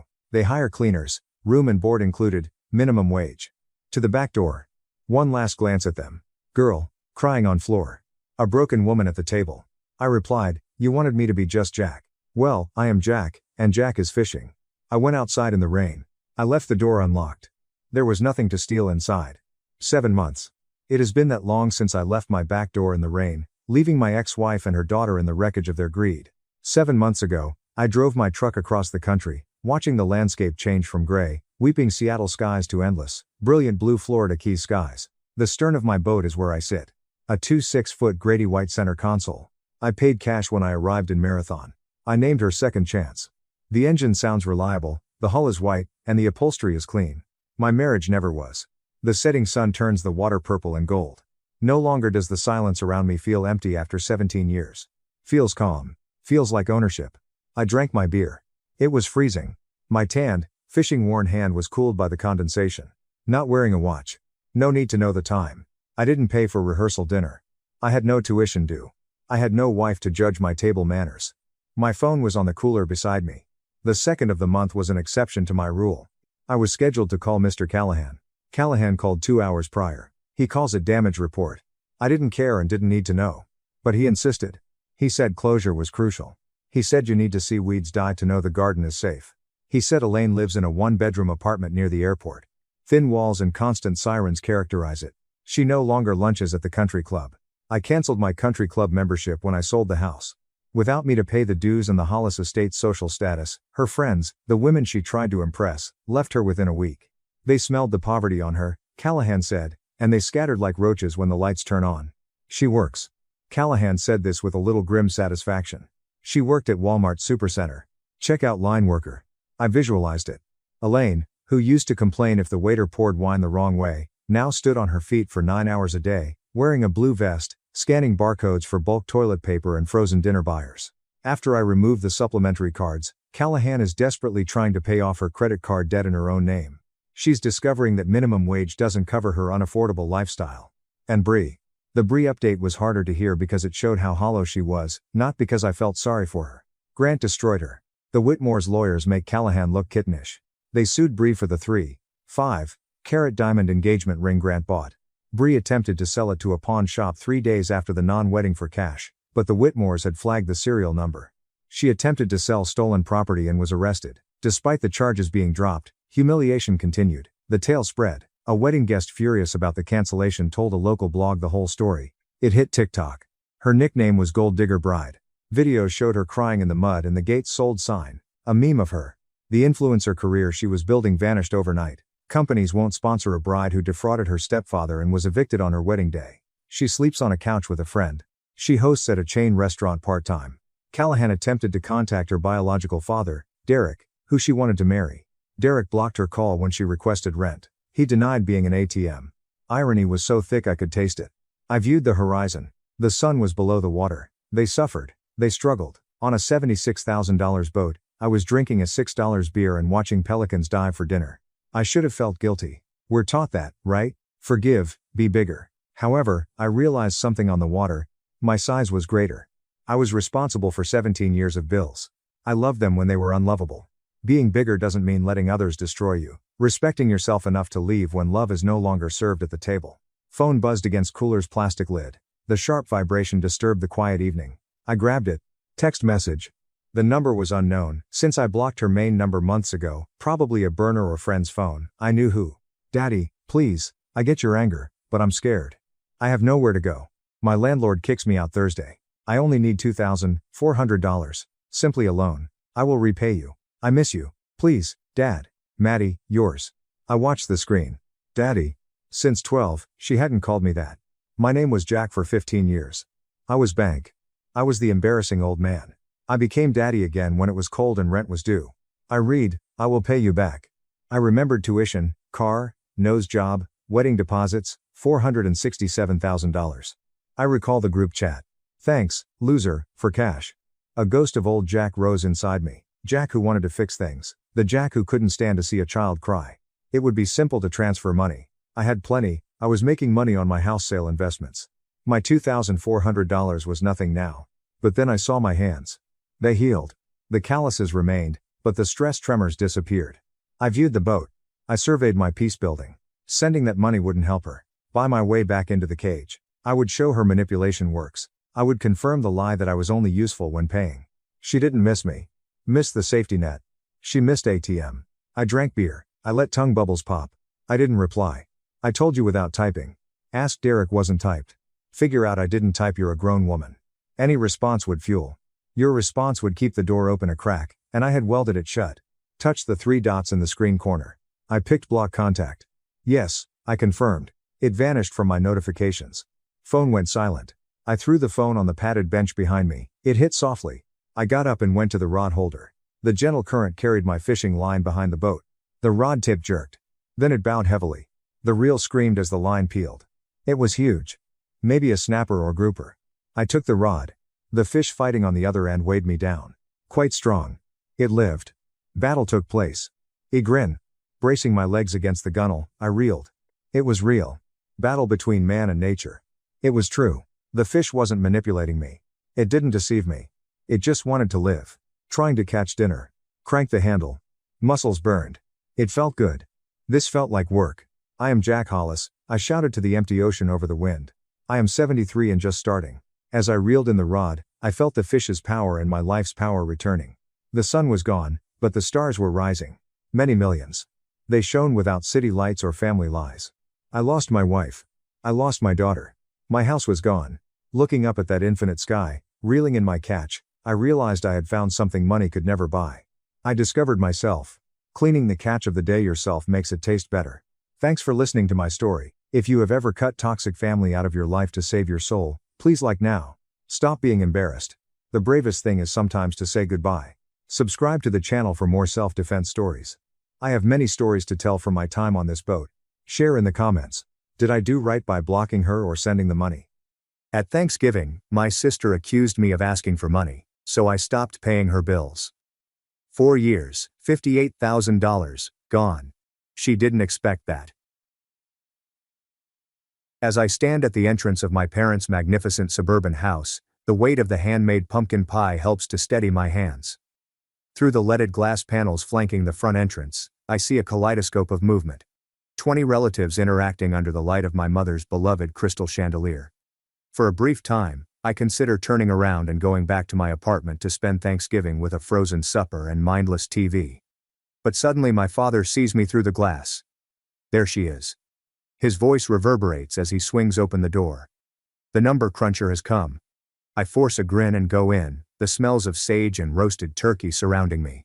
My modest knee-length dress in deep teal suddenly feels inadequate among the exuberant glitter of my mother's home. "Oh, you've brought dessert," Mom says, taking the pie with a little peck on my cheek. Her gaze flashed past me, toward the driveway.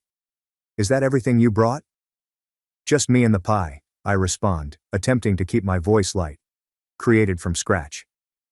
Dad pats my shoulder. "Emily works with numbers, a very steady employment, always punctual." The compliment hits like a backhand slap. Always punctual, consistently dependable. It's always dull. I've heard variants of this throughout my life. The phone rings, and Mom's expression brightens. "That is your sister. She is running a bit late. 25 minutes and counting." I grumble, but no one notices as I trudge toward the living room, where family are gathering for drinks and canapés. Uncle Mark raises a drink. The accountant arrived. "Emily, how are you balancing your books?" "I'm an internal auditor," I correct, taking a glass of champagne from the passing tray. "And business exists." The abrupt silence settles over the room like a thick veil. Conversations cease in the middle of a phrase. Heads turn toward the entrance. My sister has come. Jessica enters 25 minutes late, looking like she walked off a magazine cover. Her camel Max Mara coat, which I recognized from last month's Vogue, falls nicely over her shoulders. The Prada purse swinging from her wrist is probably more expensive than my monthly rent. "Sorry I'm late," she says, not sounding sorry at all. "The traffic was extremely terrible."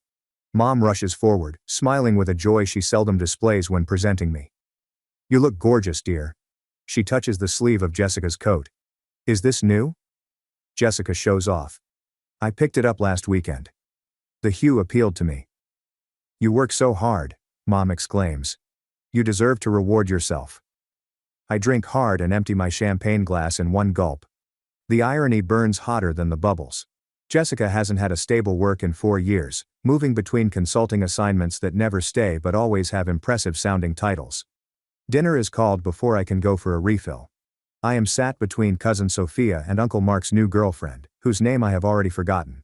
Across from me, Jessica holds court, regaling the group with tales of her latest initiative, which involves social media and premium labels.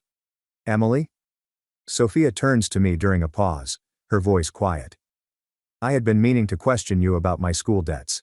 The interest is killing me, and I was wondering if you had any advice about restructuring." I lean in, sincerely happy to be helping. "Actually, I recently read of an application that could be useful. If your income falls below a specific threshold." "Not everyone wants to talk about math over dinner, sweetheart." Mom interrupts from 3 seats away, her hearing suddenly selective and acute. She grins at Sophia. "Why not ask Jessica? She's good with money." The table becomes silent. I look at my plate, fork hanging above uncooked turkey. Jessica's laughter tinkles like ice in a crystal glass.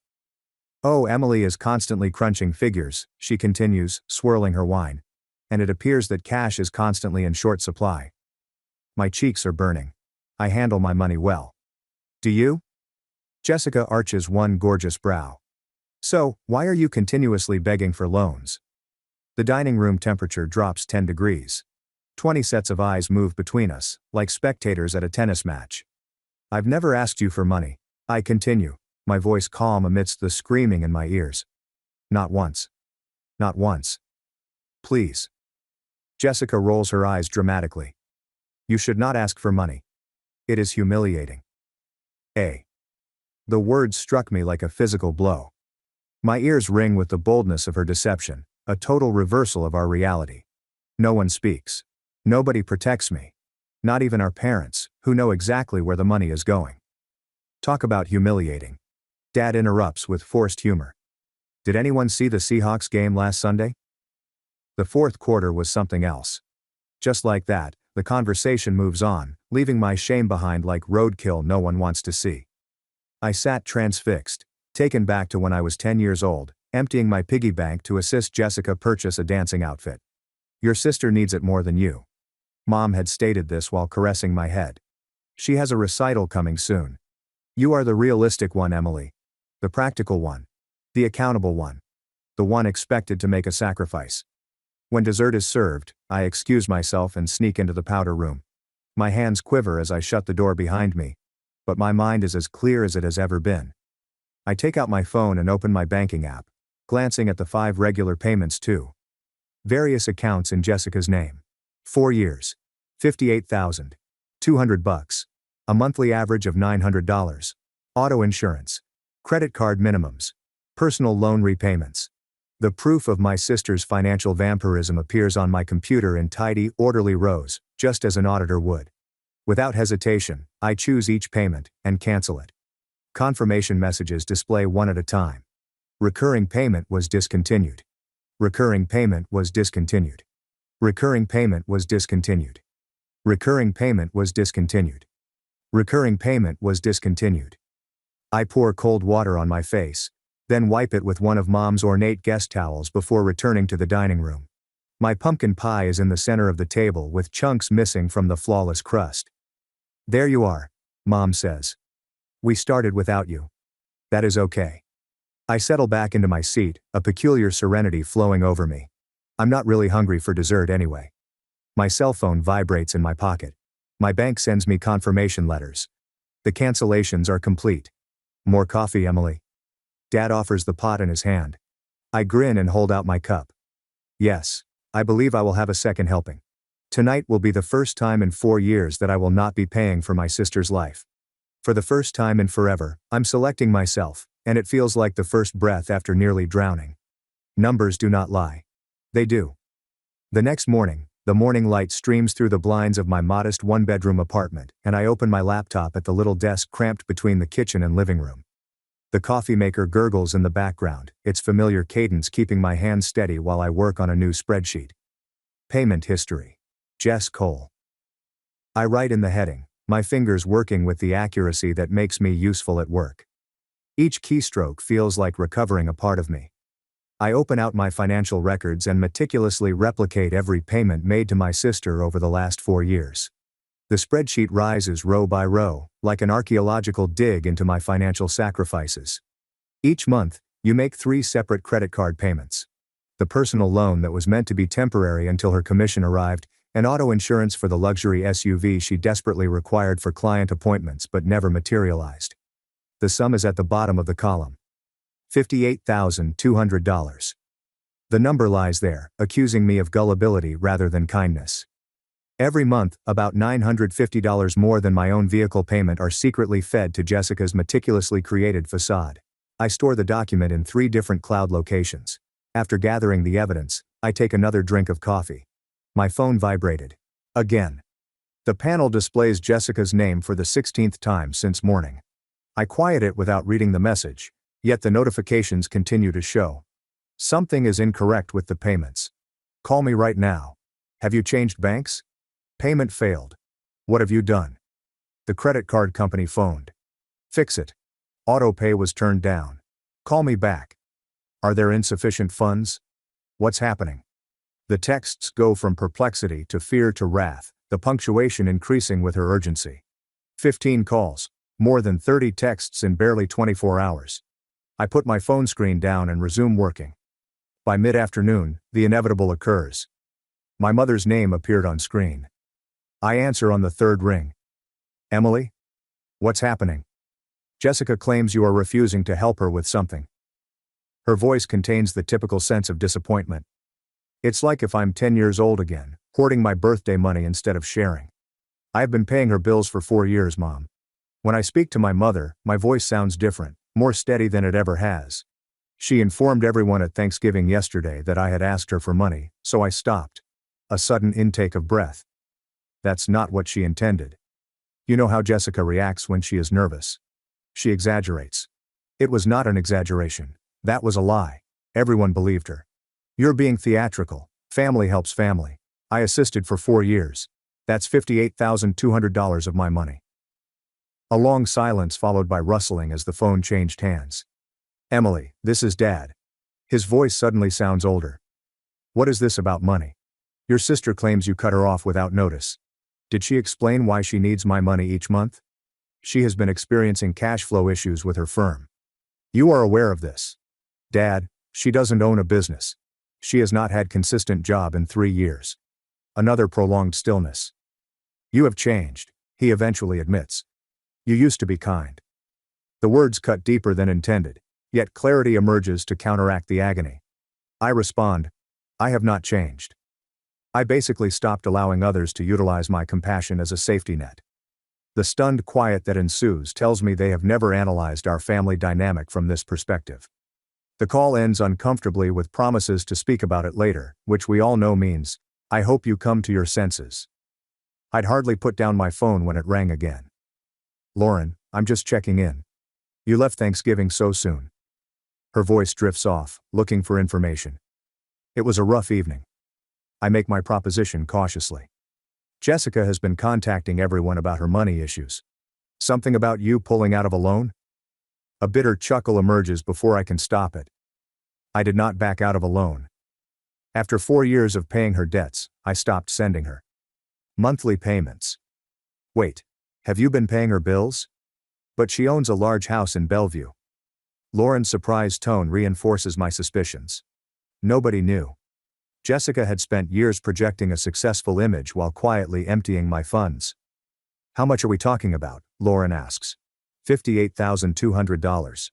Emily, holy crap. She pauses. No wonder you constantly decline family trips. A lump develops in my throat. All those years of making excuses about job responsibilities, saving for a house, and the need to be present in case of an emergency when the truth was simpler and more painful. I couldn't afford Jessica's lifestyle while also maintaining my own. Lauren hangs off, vowing secrecy she knows she won't keep, and my phone beeps with a text from cousin Michael. It's about time someone stood up to the golden child. The truth is now spreading around the family, reshaping 4 years of events where Jessica arrived in luxury attire while I wore the same black dress with various accessories. She brought costly wines, whilst I made from scratch because it was cheaper. Where she discussed luxury resorts and I gently proposed staycations. I closed the spreadsheet and shut down my laptop. The documentation is completed. The payments are terminated. The truth is out in the wild. For the first time in 4 years, the entire $950 of my monthly Jessica payment will remain in my personal account. The thought does not provide the satisfaction I imagined, but rather an empty sense of relief. It's like removing a splinter that has been in your body for so long that you've adapted your actions to prevent discomfort. I check my phone, where the notification count has risen to 48. Tomorrow will bring more calls, guilt, and pressure. But tonight, the figures are plain. And unlike sisters, statistics do not lie. At 6:47 a.m., my phone receives a notice for the family group chat. The following morning, I gaze at the screen, still warm under my cover, and immediately regret looking. Please pray for Emily at this tough time. Jessica's note reads, mental health issues can manifest in a variety of ways, including financial jealousy and irrational behavior. I look at the ceiling, counting the soft popcorn ridges to keep from flinging my phone across the space. Within seconds, replies poured in. Oh no. What happened? Sending you love, Emily. We are here for you. Should we prepare a care package? Nobody is asking what triggered this announcement. Nobody disputes its veracity. My sister's word is gospel, and I am suddenly positioned as the unstable family member who is having a breakdown. My mother calls within minutes. Emily Marie Thompson. Her voice has that special tone reserved for serious disappointments. You have to address this before Thanksgiving is entirely ruined. What precisely do I need to fix? I inquire, putting my feet into slippers and going into my kitchen to begin coffee. Don't act stupid. Jessica is devastated. Your father can hardly look at his phone when she texts about you. She pauses. We raised you better than that. The coffee maker gurgles as I measure the grinds with practiced accuracy. Did you ask Jessica precisely what I had done? She showed me the bank's alerts. All of those payments were immediately discontinued. Mother's voice lowers to an accusing whisper. Emily has bills, responsibilities, roots. So do I. The words are stronger than I anticipated. This is not like you, she adds. The daughter I nurtured would never forsake her sister. I watch the coffee flow gradually into the pot, black and clear. Jessica's bills have been paid for 4 years by the daughter you raised, despite the fact that she claims I asked her for money. Silence spreads between us like a wire. I'm going to be late for work, I announce, in an extraordinary act of defiance. Give Dad my love. I stop the conversation before she can react and open Facebook to see Jessica's most recent performance, a nicely filtered photo of her looking pensively out a window with the message, "Heartbroken when family members battle with envy." I'm praying for healing at this terrible time. There have already been 27 supportive comments. I dismiss the app without answering and finish preparing for work. When I get at the office, something unexpected occurs. I'm working better than I have in months. Client documents move through my review process with extraordinary speed. Spreadsheets that often require double-checking become perfectly obvious on the first pass. You appear to be more concentrated recently. My manager makes a statement during our afternoon check-in. Maintain your current course of action. I'm saving an additional $950 every month in my bank account and sleeping through the night for the first time in years. That evening, I bought a new desk for my home office, a substantial wood piece that I'd wanted for months but couldn't afford while supporting Jessica's lifestyle. As I input my credit card information, I don't feel the normal concern about spending on myself. I made no mental calculations regarding how this purchase would influence my capacity to cover Jessica's auto insurance or minimum credit card payments. I understand I've been living below my means, not through austerity or prudent financial planning, but to subsidize my sister's extravagance. The realization sits in my gut like a stone. The actual test of my newfound determination comes 3 days later, when Jessica emerges unexpectedly in my office building lobby. As I return from lunch, I notice her through the glass doors, with luxury sunglasses perched over immaculate makeup, intentionally unkempt hair, and what looks to be a carefully chosen dress that signals both affluent casualness and sorrow. "How could you leave me like this?" she demands loudly as I approach, tears flowing down her cheeks but without upsetting her mascara. "After everything I've done for you," heads turn in the lobby. My co-workers decrease their pace, trying not to listen yet plainly taking in every word. I keep my voice measured and quiet. "This is not the place to talk about your money troubles, Jessica." "Financial problems?" She chuckles, her voice loud and harsh.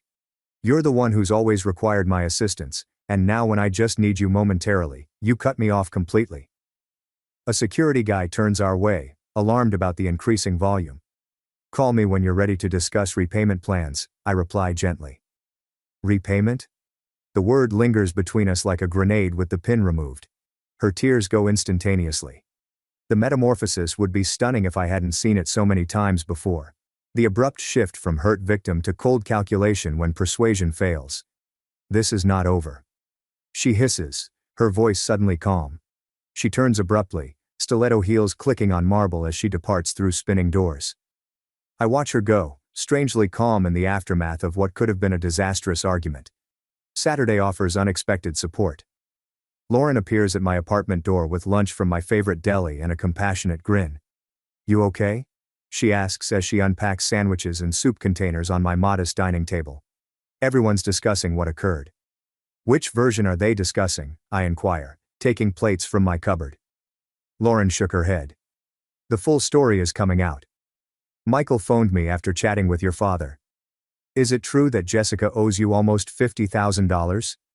I confirm the amount of $58,200, but from what I can figure, her overall debt is closer to $104,000. Lauren stops eating her lunch in the middle. "How much is $104,000? How is this possible? They reside in that lovely Bellevue home. Mortgage to the limit," I respond. "Plus 3 maxed out credit cards, 2 personal loans, and a 3-month late automobile lease. I've been paying the minimum for years. She was using you the entire time." Lauren's voice becomes agitated, despite the fact that she appears to be successful. My phone vibrates with a notice. The younger cousins have started a new group chat called Team Emily, which does not include Jessica or my parents. When my phone calls with an unusual number, I'm still processing what's happened. I nearly decline until Lauren looks at the screen.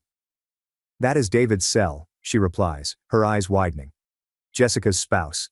I accept the call and put it on speaker. "Emily?" David's voice sounds strained. "We need to discuss." "I'm listening," I say. I had no notion about any of it. He begins. "She hid everything. The payments, the debt, all of it. All of it." The genuine honesty in his speech catches me off guard. "Thank you for assisting her discreetly throughout the years." He continues. "I believed we were steady, but we've been spending more than we can afford to keep up appearances with the neighbors." I meet Lauren's surprised look across the table. We're not as financially secure as everyone thinks, David admits. Not even close. I get a peculiar sense of weightlessness. For years I assumed I was the only person who saw Jessica clearly. Others are starting to see beyond the curtain. Finally, I hope you can assist her in developing stronger coping strategies. Lauren squeezes my hand across the table as the call concludes. For the first time in years, I am not alone in my interpretation of Jessica. And for the first time in my life, I am not expected to be the one to solve everything. That night, at 11:42 p.m., 3 tremendous strikes rattle the hinges on my apartment door. I know who it is before I look through the peephole. Jessica stands in the glaring hallway lighting, arms curled about herself. Her hair falls limp around her face, with no sign of makeup evident. She's wearing faded jeans and a basic cotton t-shirt, which I've never seen her wear before. I open the door but block it with my body. It's almost midnight. Please, she says quietly, her voice breaking. Emily, I'm coming apart. David knows everything. For a brief moment, I recall the little child who used to climb into my bed during thunderstorms, seeking solace from her practical sister who was unafraid of the noise. But then, I recall the Thanksgiving table, her words filled with faux worry. You should quit begging for money, it is humiliating. Nonetheless, I stand away. Come inside. She runs by me, pacing the living room like a trapped beast. Credit card firms keep calling. I've blocked 8 different numbers, but they keep using new ones. And the BMW, her voice catches. They plan to repossess it next week. I offer her water in a basic glass tumbler. She looks at it momentarily, evidently hoping for wine. Mom and Dad are sad. She continues to accept the water but does not drink it. You are pulling the family apart with your vendetta. I sat on my couch, watching her performances with renewed clarity. If I lose everything, it's on you, she continues, her voice tightening. Is this what you want? To see me fail? I wait until her speech loses pace, until the theatrical pauses intended to inspire my reassurances become uncomfortable. When she eventually goes silent, I speak. Jessica, I've been helping you for 4 years. She sniffs and nods enthusiastically.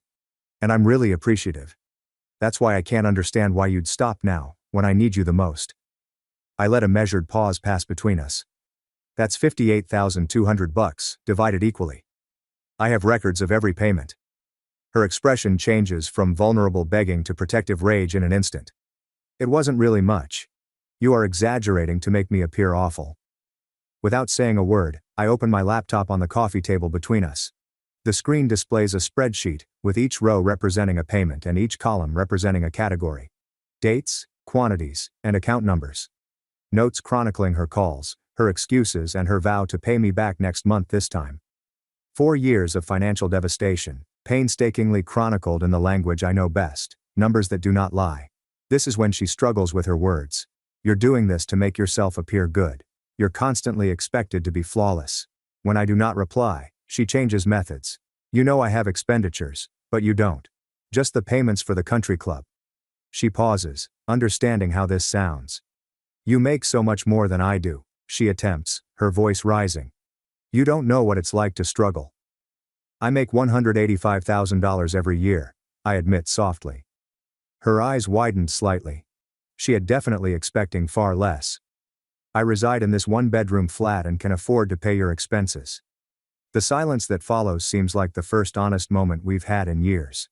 Her lips expands and shuts, looking for a different viewpoint. But we're sisters, she eventually admits, her voice quiet. Family helps family. I straighten up and approach to the door, opening it once more. You had 4 years, Jessica.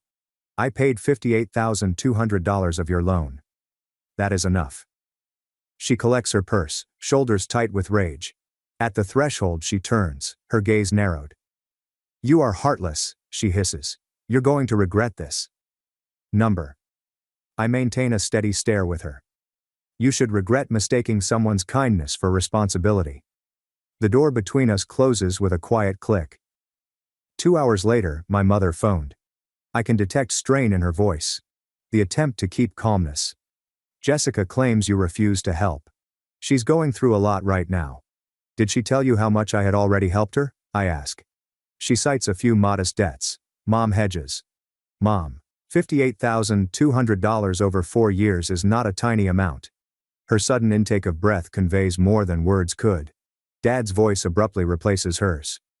$58,200? That cannot be correct. I can email you the documentation. I say this with my finger lingering above the submit button on an email I drafted some days ago. Why would you keep giving her money if she was, or not? To be quite honest, I finished for him. Because she is family. And you showed me that family always looks out for each other. The astonished quiet on the other end evokes both vindication and sadness. Later that night, texts started coming on my phone. Uncle Mark. Your sister is heartbroken. Where is your compassion? Aunt Linda. The family forgave. Period. This cold shoulder is below you. But there are others. Cousin James. It's about time someone stood up to her. Call if you need to chat. Lauren. I just heard the true story. We are all supporting you. Mom and Dad too.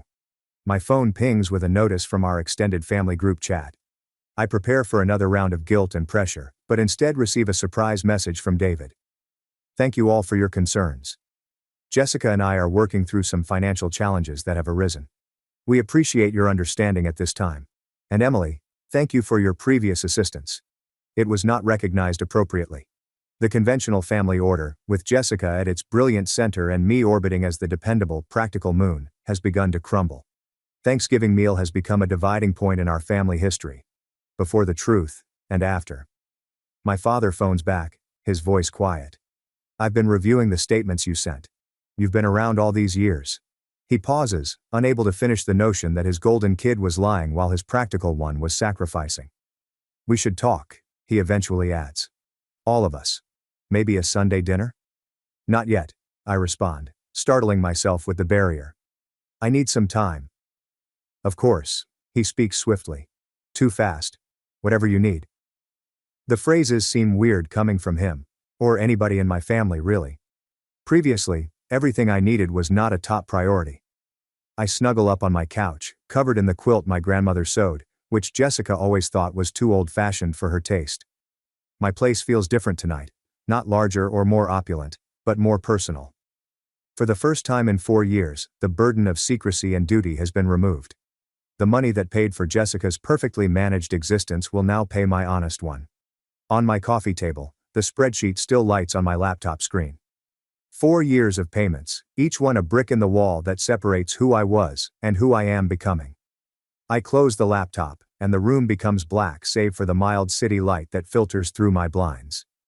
Tomorrow will come more calls, more family members choosing sides, and more pressure to return to my usual position.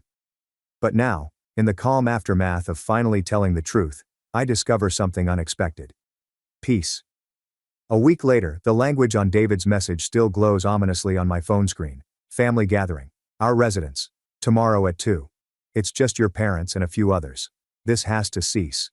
I gaze at the words for a whole minute, my gut constricting. In the week since I faced Jessica in my apartment, the family has split into competing factions. Mother continues to call regularly with sad appeals. Father has fallen into uncommon stillness. Cousins send messages of support or condemnation based on whatever version of events they believe. What impresses me is David's unexpected involvement. Throughout his 5-year marriage to my sister, he has stayed delightfully removed from family strife. When I arrive to their house, which is noticeably smaller than Mother had led everyone to expect, David answers the door before I even knock. His usual easygoing demeanor is replaced by something harsher, more determined. Thank you for coming, he adds, his voice low. This will not be simple. The living room resembles a courthouse awaiting trial. Mother and father sit stiffly in identical seats. Uncle Mark sits at one end of the sofa, alongside Aunt Linda and grandmother, whose presence emphasizes the severity of the situation. Jessica is nowhere in sight. Where is Jessica? I begin. David interrupts, nodding toward the vacant chair that is clearly the main point. She will join us shortly. Please sit. Instead, I chose a corner of the sofa to keep my distance from the emotional blast zone. The air is fraught with unsaid accusations. Mother tries a faint grin. This is unneeded. Family conflicts should remain private. Not this one, David replies firmly, placing a hefty manila folder on the coffee table. Not anymore. The sound of a door closing resonates through the hall. Jessica walks in, her face free of makeup, wearing basic jeans and a beige pullover I've never seen before. No designer brands or statement jewelry. Her eyes are red-rimmed and dry.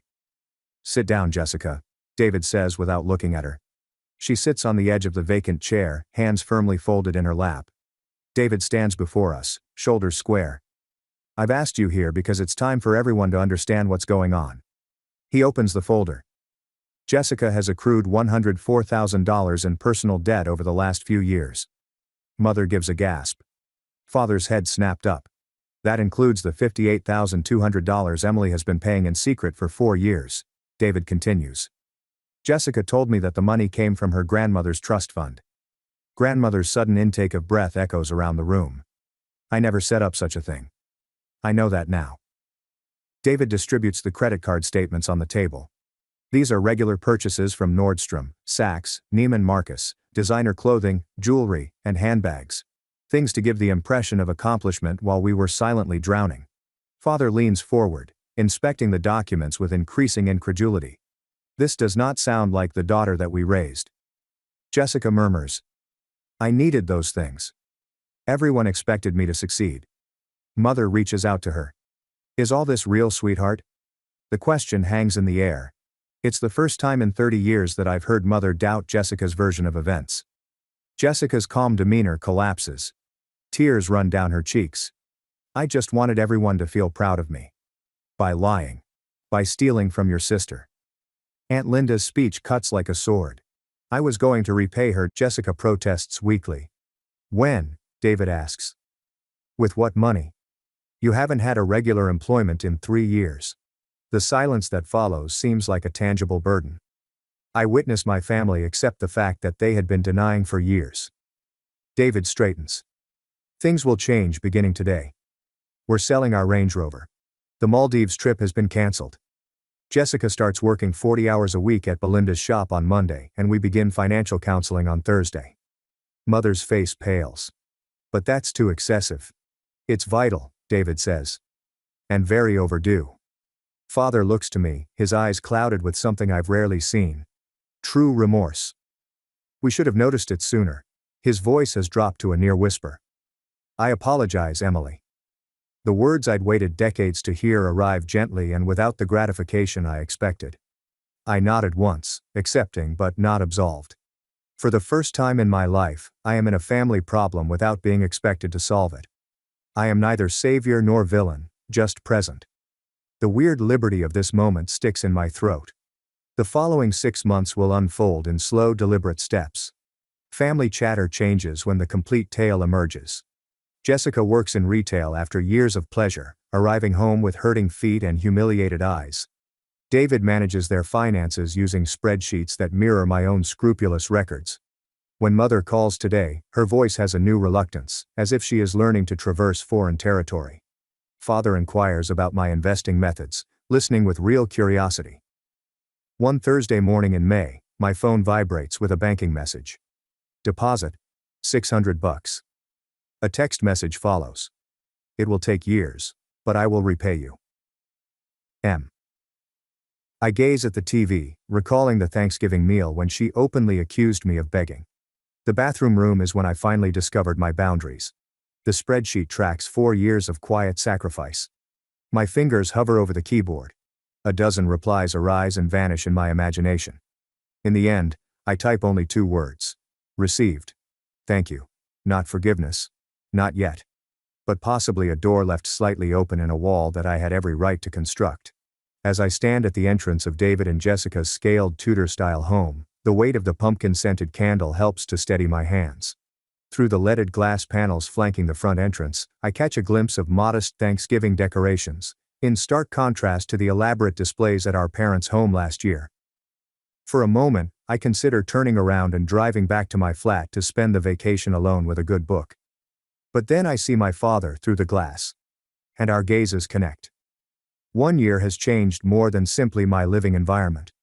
My apartment now has a beautiful sectional couch in deep burgundy, which replaced the shabby hand-me-down I had suffered for years. My home office now has a decent desk. Instead of the rickety card table where I had been managing my and Jessica's finances for half a decade. The $950 monthly contribution that used to slip into my sister's bottomless desires now goes into an investing account with a 14% return. Dad opens the door before I can knock. "There she is," he says, but his voice lacks the booming tone I recall from childhood. Instead, I've never heard the word respect before. "Happy Thanksgiving." I go inside, inhaling the fragrance of roasted turkey. My basic knee-length dress in rich forest green feels suitable for this occasion. "Oh, you are right on time," Mom says, kissing my cheek without the usual perfunctory tone. "Jessica is just ready to serve." The dining room table, set simply with white plates and cotton napkins, now has only 8 place settings, down from 20 last year. No glittering chandelier hangs overhead, just a simple pendant light that illuminates faces I now recognize as family rather than audience. Jessica appears from the kitchen in pants and a cream-colored pullover. No expensive labels are apparent, and no flashy jewelry catches the light. Her hair tied back into a modest ponytail, she carries a tray of sliced turkey with steady hands. "Everything looks beautiful," I remark, and I mean it. Jessica's smile holds something new. Humility.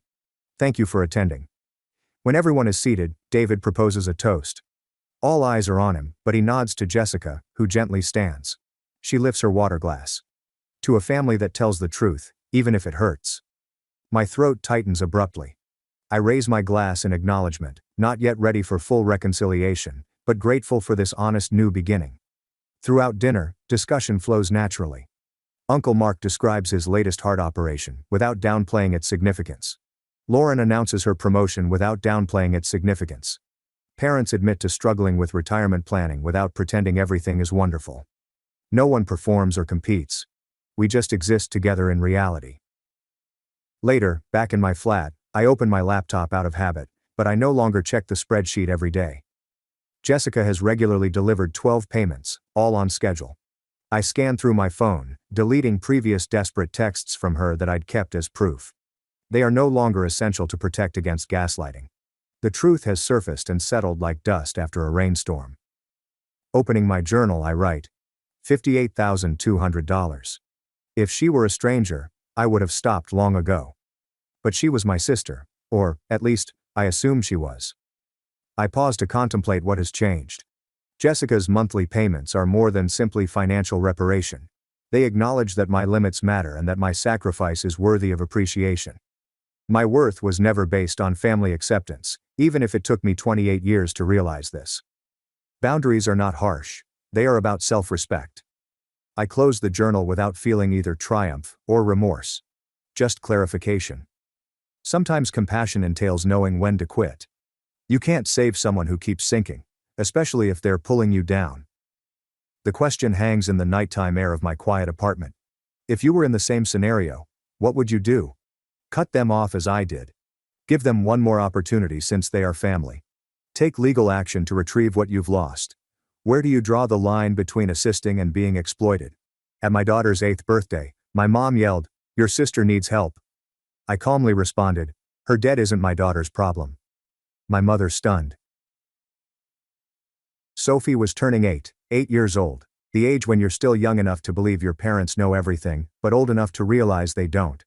She requested a princess-themed party, so my ex-wife and I spent the majority of Saturday afternoon hanging pink streamers from every available surface and convincing 10 8-year-old girls that this was the most amazing event of their lives. It worked mostly. There was cake. There were pizzas. There were youngsters racing about the backyard as if they'd injected sugar right into their veins. Everything was commotion, yelling, and the type of delight seen only at children's celebrations. My mother came at 2 o'clock, which was her usual time. Arrive after the tough lifting is completed, but early enough to participate in the cake portion. She was carrying a package wrapped in paper that appeared to have been stapled.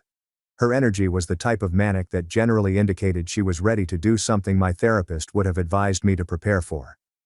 "There's my princess," she exclaimed, swooping down on Sophie with such fervor that my 7-year-old took a little step back. She hugged my kid as if she were gathering her for a hostage scenario, then instantly began searching around the party for entertainment options. My ex-wife Rachel drew my attention across the deck.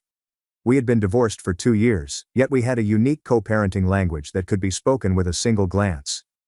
"Your mom is about to do something." I was correct.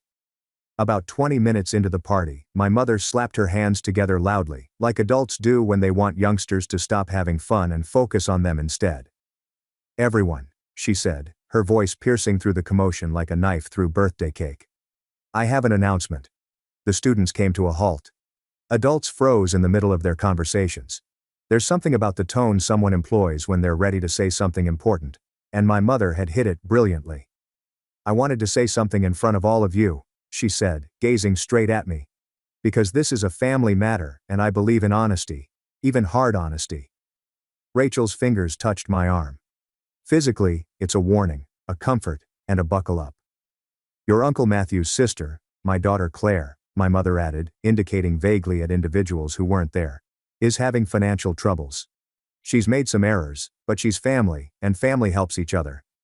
I could see where this was heading. "So I've chosen to utilize Sophie's college savings to assist her get out of debt. It's the correct thing to do. Your relative needs assistance more than she does college prep." Rachel's hand tightened on my arm. One of the other parents was looking at their phone, probably wondering if they should leave, and the kids were confused. They'd been 8 and younger, and their brains couldn't process that an adult had just announced they were stealing from a child in front of witnesses. I sat down with my beer. "What do you mean?" I remarked quietly, my voice striking through the silence like a special type of weapon. "The account I closed last month." My mother's expression shifted from confident to perplexed, to protective in approximately 2 seconds. "What?" she said. "The college savings account," I repeated for Sophie, remaining calm and quiet enough for only close adults to hear. "The one I closed last month after transferring all monies to her trust account at the brokerage business. The one with my and her names, not yours." My mother's expression shifted, and her assurance cracked like thin ice. "I don't," she said. "You don't have access to it," I explained. "Because you were never intended to. Sophie's account was set up and managed by me. I blocked your access roughly 28 days ago when I noticed you'd been hinting about rearranging family finances. You cannot just," my mother started. "I've already done that," I said. "So, I'm not sure which account you were planning to raid, but it wasn't that one."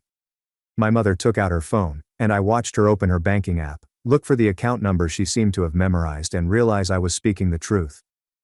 "What have you done?" she yelled, her voice growing louder.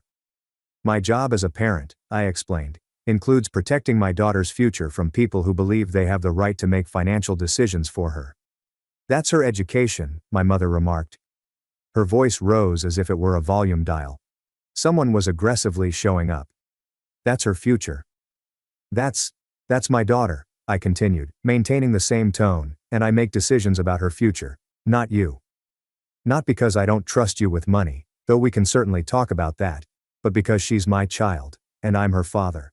And that's literally my job." My mother began shouting, but not in John's voice. Not speaking strongly. Yelling, the type that rings out across a backyard full of 8-year-old girls and their parents. "You're being selfish," she yelled. "Your sister needs help, and you're being selfish. This is about your want to control everything. This is about you being ungrateful for all the assistance I've provided." Sophie's face became white. I saw the other kids stop playing and start gazing. Rachel stood up, ready to interfere if the situation progressed. And I remained calm. "I think this conversation needs to happen somewhere else," I replied, referring to the children who are currently seeing their grandma have a full meltdown at their celebration. "I'm not leaving," my mother said. "I came to celebrate my granddaughter and to be honest with this family about what's happening with your sister. That's not wrong. That's not—" "You're right," I said. "You came for those things, but you also came with the idea that you could make a financial choice for my daughter in front of her friends, and I would just accept because you are the adult in the room. And that anticipation is the issue." My mother opened her lips to answer, then closed it before opening it again. She did it 3 times, like a fish desperately attempting to get oxygen from dry soil. "You're making a scene," she eventually remarked, her voice softer but furious, which made matters worse. "No," I said. "You made a scene. I'm just standing here. I'm just being honest about a decision I made months ago to protect my daughter's future from being sacrificed to someone else's bad financial choices." "Your sister made one mistake," my mother explained. "Your daughter made one mistake. I made a correction. Sophie's kid made no mistakes, and her college savings should not cover the cost of her aunt's learning experience. My mother departed around 9 minutes later. She did not say goodbye. She merely walked to her car, got in, and drove away while on the phone, most likely contacting my sister Claire to explain why the plan had failed. Rachel led Sophie inside to get away from the wreckage. The other parents gradually began to pull their children back into party mode, albeit the vibe was noticeably different. The wonderful bubble had popped. The notion that grown-ups had it all figured out had been broken in front of a group of 8-year-olds. I remained on the deck, sipping my beer and trying to understand what had just transpired. In front of witnesses, my mother attempted to seize my daughter's college savings and reroute them to my sister's debts. And when she learned she couldn't do it since I'd already safeguarded the account, she scolded me for being selfish. The turnaround was so great that it was nearly overwhelming. That evening, once the party was ended and the kids had gone to bed, Rachel and I sat on the back porch with wine instead of beer. "You knew she was going to do that," Rachel remarked without doubt. "I suspected," I stated. "She's been making comments for the past 5 months about how Claire needs help, about how family should sacrifice for family, about how Sophie has her whole life ahead of her. But Claire only has this moment." "So you set a trap," Rachel remarked. "I protected my daughter," I said. "If you want to call that a trap, sure. I'm not criticizing," Rachel responded. "I'm just observing that you saw this coming and you prepared for it." "Of course, I prepared for it," I said. "This is my mother. I understand how she thinks. I know she loves my sister more than she appreciates my parental authority, and I know that if given the chance, she would steal my daughter's college money to fix someone else's problem." "The question is," Rachel asked cautiously, "what happens now?" That was the true question, right? My mother had just openly attempted to take from my kid. She shouted at me in front of witnesses for not allowing her to do it. And she was undoubtedly attempting to find out how to persuade me that I had been mistaken. My phone vibrated. I received an SMS from my mother. "We need to talk about this. You can't just unilaterally decide about family finances." I wasn't interested. Another text. "Your sister is suffering. How can you be so cruel?" Another. "Sophie needs to know that family takes care of each other." One more. "I'm calling Dad. You're being unreasonable." I silenced the alerts and placed the phone down. "She's spiraling," Rachel said. "She is," I answered. "And I don't have any responsibility to unspiral her even though she's your mother." "Especially because she's my mother," I told her. "Because if I let her dictate how I manage my daughter's money based on guilt or obligation, then I'm teaching Sophie that other people's needs come before her own security. And I'm teaching her that manipulation is an acceptable way to solve problems." Rachel nodded slowly. "You've thought about this a lot," she added. "I have," I explained, "since this is not new. This is the first time she attempted to take action rather than merely guilt-tripping me about it." My phone vibrated again, my father this time. "Your mother says you're being selfish about Sophie's college fund." "What's going on?" I called him rather than messaging. "Hi Dad," I said. "What's this about the college fund?" he inquired. I detailed the facts, including the account deletion, party notice, and the backup plan I put in place for just this type of event. My father remained quiet for a long time. "Good," he eventually said. "Good," I said. "You did the right thing," he said. "Your mother means well, but she's never understood boundaries. Sophie requires you to maintain those limits." "Mom's upset with me," I said. "Of course she is," my father said. "But she'll get over it. And you'll sleep better at night knowing your daughter's future is protected." He was correct. I'd sleep better. I was already sleeping better knowing that my mother couldn't access that account even if she tried. My mother did not call me for 2 days following the birthday celebration. Instead, she phoned everyone else. My father received a version in which I was a selfish youngster who did not comprehend family devotion. My sister Claire received a version in which I attempted to wreck her life by refusing to assist her during a moment of need. My brother received a version in which I was power-tripping due to the divorce. My cousins allegedly received a version in which I was keeping score and being vengeful about previous family problems. The only genuine version, that I had taken a financial decision with my own daughter's money to save it from being misdirected to fix someone else's problem, was strangely the least convincing tale. By day 3, a family group chat that had been quiet for months had suddenly exploded. My aunt, Elizabeth. I heard what happened at Sophie's party. That's not how we do things in this family. My cousin, Andrew. Pretty harsh to embarrass your mother like that in front of other people. My uncle James. Your mom was trying to help someone. You could have handled it privately. Nobody was questioning why my mother felt entitled to my daughter's money. No one was asking if it was right for her to make a financial choice for my child without contacting me. They were just accepting the assumption that I had done something wrong by declining. I did not react to any of them. On day 4, my mother called. "We need to talk," she remarked, her voice seeming both calm and enraged. "Okay," I responded. "Not over the phone," she said. "In person this weekend you're going to come to the house and we're going to have a real conversation about how you've been treating me." I wanted to ask what I had done that needed to be handled differently, but I knew how that conversation would go. She would make a list of grievances. She'd rant about how ungrateful I was. She would bring up moments when I had disappointed her. She would say this about my character rather than about the precise decision I had taken. "What time?" I inquired. "Sunday.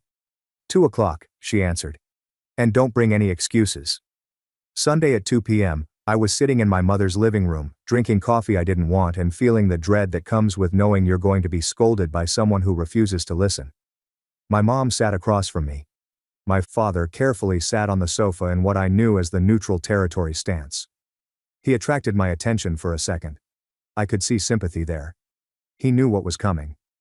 "I want to understand," my mother began. "What I did that was so terrible that you felt the need to humiliate me in front of a room full of people. You announced you were going to use my daughter's college savings without asking me," I remarked quietly. "That's what happened. I was trying to help my daughter," she explained. "I was trying to be a good mother and a good sister. I was trying to show that family comes first." "But you did it by making a decision about my daughter's money," he responded. "Without consulting me, without asking me if I agreed. You just announced it like it was a done deal because I knew you'd say no." My mother said, and there it was. The admission that she knew what she was doing was wrong but chose to do it nonetheless. "Right," I replied.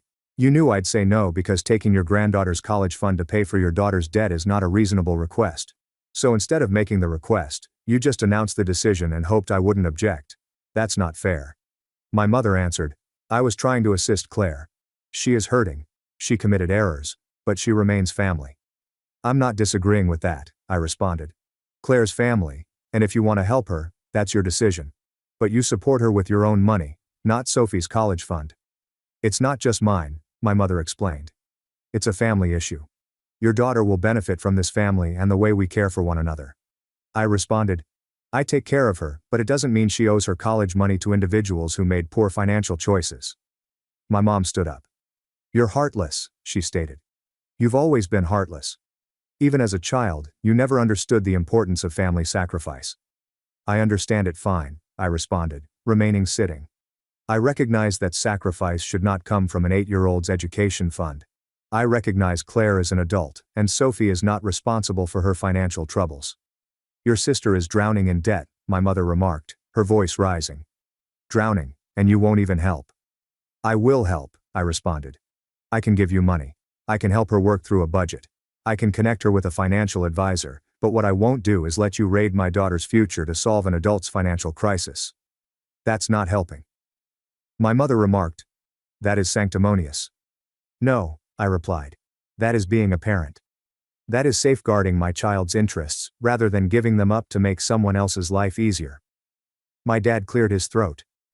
"I think what your mother is struggling with," he continued quietly, "is that you made this decision unilaterally without discussing it with anyone." "I discussed it with my therapist," I replied. "And with Rachel. I discussed it with myself. I terminated the account in my name using the money I had donated for my daughter's benefit." What did I need to address with my mother? "You might have come to us," my mother continued. "Or asked. You could have trusted us to make the correct decision." "Based on what?" I asked. "Based on the fact that you attempted to make a significant financial choice about my daughter without consulting me? That doesn't appear to be proof that I should trust you with her money." My mother sat down again.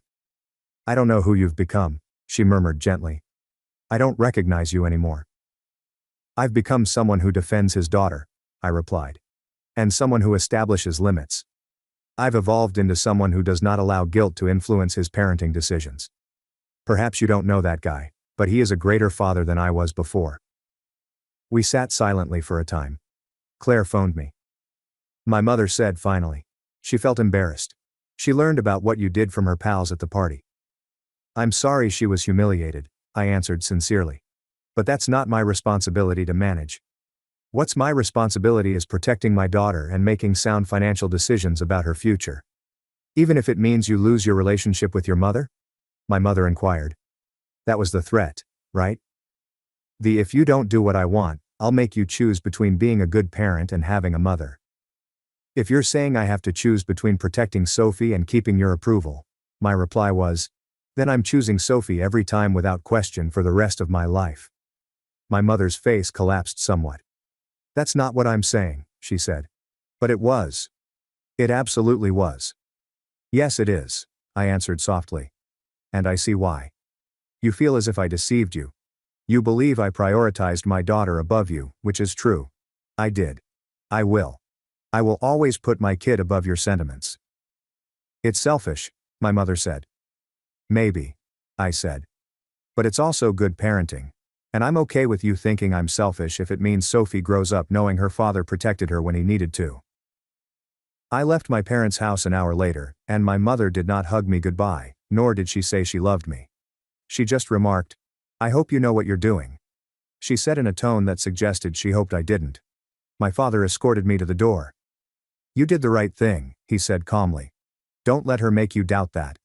I won't, I said. But it would be easier if she could just accept it without trying to make it my fault. She will eventually, he explained, but not today. Today. She's still mad because you didn't let her control the story. 2 weeks later, my sister Claire called, and I almost didn't answer. Hi, she murmured, her voice unsure in a manner I hadn't heard before. Hi, I said. I wanted to call earlier, she said, but I was embarrassed and angry. I guess I was hoping Mom could persuade you to reconsider your mind. She tried, I explained. I know, Claire responded. She called me 6 times a day for a week, telling me all the reasons you were being unreasonable. And now, I asked. I'm phoning because I've been in treatment, Claire responded. And my therapist helped me understand that Mom using my financial irresponsibility as leverage to take money from my niece is not great for anyone. I felt a change in my chest. I had to declare bankruptcy, Claire explained. It was terrible and embarrassing, and I despised it. But it also taught me that my debt is my responsibility, not Mom's or yours. I'm sorry you went through that, I added, and I meant it. I'm sorry I let Mom turn this into a family crisis. Rachel corrected herself. I should have told her no. I should have said I got myself into this. I'll get myself out. But it was simpler to let Mom be upset with you than to take responsibility for myself. You're being responsible now, I told you. That's what matters. Can Sophie still come to my birthday next month? Rachel inquired. Or am I on the permanent list? I laughed. Actually laughed. Sophie can come, I said. But you're still a little bit on the list. Fair, Rachel said. I'll work my way off it. My mother is still upset with me, by the way. She has been angry for 5 months now. She still discusses the birthday celebration as if it were a personal betrayal. She still complains about how I handled it poorly and how I should have approached her privately, but she no longer tries to take Sophie's money. She does not reveal her intentions to steal her college fund. She has learnt through hard experience that there are some boundaries I will not cross. Sophie still adores her grandmother, visits her on Saturdays, and phones her to discuss school, books and other topics of interest to 8-year-olds, but she is also aware that her grandmother attempted to take something that belonged to her and that her father intervened. I believe that is the true lesson. Not that family or borders are vital, but that doing the right thing might cost you something. And doing it anyhow, even if it's difficult, is what really counts. 3 months after the family gathering, my mother turned up to Sophie's school, but not to take her up. Not for any valid cause. She emerged in the parking lot while I was waiting for Sophie to come out. We need to talk, she stated via the vehicle window. Okay, I said, sliding it down. But not here. Not at Sophie's school. Then when? She challenged. You avoid my calls. You avoid my messages. You won't come to family dinners because every time I do, the conversation turns into you trying to convince me I was wrong about the college fund. I replied. Because you were wrong, she stated frankly. You made a unilateral decision about family finances, and you won't even apologize. It wasn't a family decision. I responded. It was my decision about my daughter's money. Those are different things. You know what your problem is, my mother continued, her tone becoming sharper. You believe you're really smart. You believe you're right, but you're actually alienated and furious, and you're punishing this family for not supporting your fantasies. My delusions got a $3 million book deal and made the New York Times bestseller list, I remarked with no apology. Wait, that was the other man. He's the divorced author from the book tour, not me. I'm the man who protects his daughter's college money, and I think it's working out rather well. This isn't about your success, my mother remarked. This is about the fact that you've become someone cold and distant. You've become someone who doesn't value family. I value family, I explained. I just don't value being manipulated by family. Those are different things. Sophie got out of school. When she noticed my mother's automobile, her entire body tightened. Hi, Grandma, she said, settling into the passenger seat with a tiredness that an 8-year-old shouldn't have. Hi, sweetheart, my mother responded, her tone quickly changing to honey sweet. I was just talking to your father about some things. What things? Sophie said, glancing at me. Nothing important, I said. Sophie, we need to go. Wait, my mother said. Sophie, I want you to know that I love you very much, and I want you to know that your father and I disagreed about something, but that doesn't mean your grandmother doesn't care about you. Mom, I replied, my voice threatening. I'm talking to my granddaughter, she said abruptly. Sophie, sometimes adults make choices that are hurtful, and your father made a choice that hurt me. But I want you to know that I'm trying to understand why he thinks he was right. He was right, Sophie remarked, and I've never been more proud of an 8-year-old in my life. He's my dad. That money was for me. He gets to decide about my money. My mother's face became frigid. I replied, starting the car. We're done here. That night, I scheduled a family gathering. Not the actual one. Everyone is on a Zoom call. My father, mother, sister, and brother. I'm calling this to set some boundaries, I blurted out. And I'm doing it in front of all of you so there's no confusion about what I mean. This is ridiculous. My mother started. Let me finish, I said. I've tried being reasonable. I've tried explaining my decisions. I've tried having conversations about why I did what I did, but none of that's working because you all keep expecting me to change my mind. We don't expect you to change your mind, my father said. We just think you showed up at my daughter's school. I said, gazing straight at my mother. You tried to use Sophie as a mediator in our conflict. You told her that I hurt you by protecting her own money. That crosses a line. My mother began to object. I'm not finished, I said. Here's what's going to happen. First, you're going to stop bringing this up. The birthday party happened. The decision was made. We move forward from here. Second, you're going to stop trying to convince me I was wrong. I wasn't. I'm not. I won't. Third, you're going to cease using my connection with Sophie as leverage. I would never, my mother began. You literally just did, I told her today at school. Here's my boundary. If you include Sophie in this fight again, I'm going to take a vacation from having you in our life. Not forever, but long enough that everyone knows that my kid is not a bargaining chip. You can't threaten me with my granddaughter, my mother said. I'm not threatening you, I explained. I'm telling you what the consequence is if you keep crossing this line. That's not a threat. That's a boundary. Claire unexpectedly spoke out. I think Dad's right, she said. Mom, you need to let this go. You made a choice about Sophie's money without asking Dad. He protected the account. That's done. Now you need to accept it and move on. I'm not taking parenting advice from someone who declared bankruptcy, my mother said. Good, Claire remarked. Because I'm not giving it. I'm just observing that you're making everything worse by not accepting a decision that's already made. My brother remained quiet. My father nodded slowly. I support the boundaries, my father responded. And if you keep pushing, I'll be backing your son up on taking space. My mother peered around the Zoom, as if she couldn't believe she was being targeted. Fine, she eventually said. Fine, I'll stop bringing it up. But I don't accept that you were right about any of this. You don't have to accept it, I told you. You just have to stop trying to change it. The following 3 months were peaceful. My mother did not call. She did not text. She just wasn't present. Sophie inquired about her several times. I informed her that Grandma was taking some time to think about things. Then, during month 4, my mother called. "I want to see Sophie," she explained. "Okay," I responded. "When?" "This Saturday. Just the two of us. I want to take her to lunch." "I'm going to need to ask Sophie if she wants to go," I told her. "Why wouldn't she want to?" my mother inquired. "Because you tried to use her as a mediator in our conflict," that was my reply. "So she might be uncomfortable. We're going to let her choose." When I asked Sophie if she wanted to go to lunch with her grandma, she hesitated. "Is Grandma mad at me?" she inquired. "No," I said. "But Grandma and I had a disagreement, and Grandma said some things that weren't very nice. I think she wants to talk to you about it." "Does she want to apologize?" Sophie inquired. "I think so," I answered.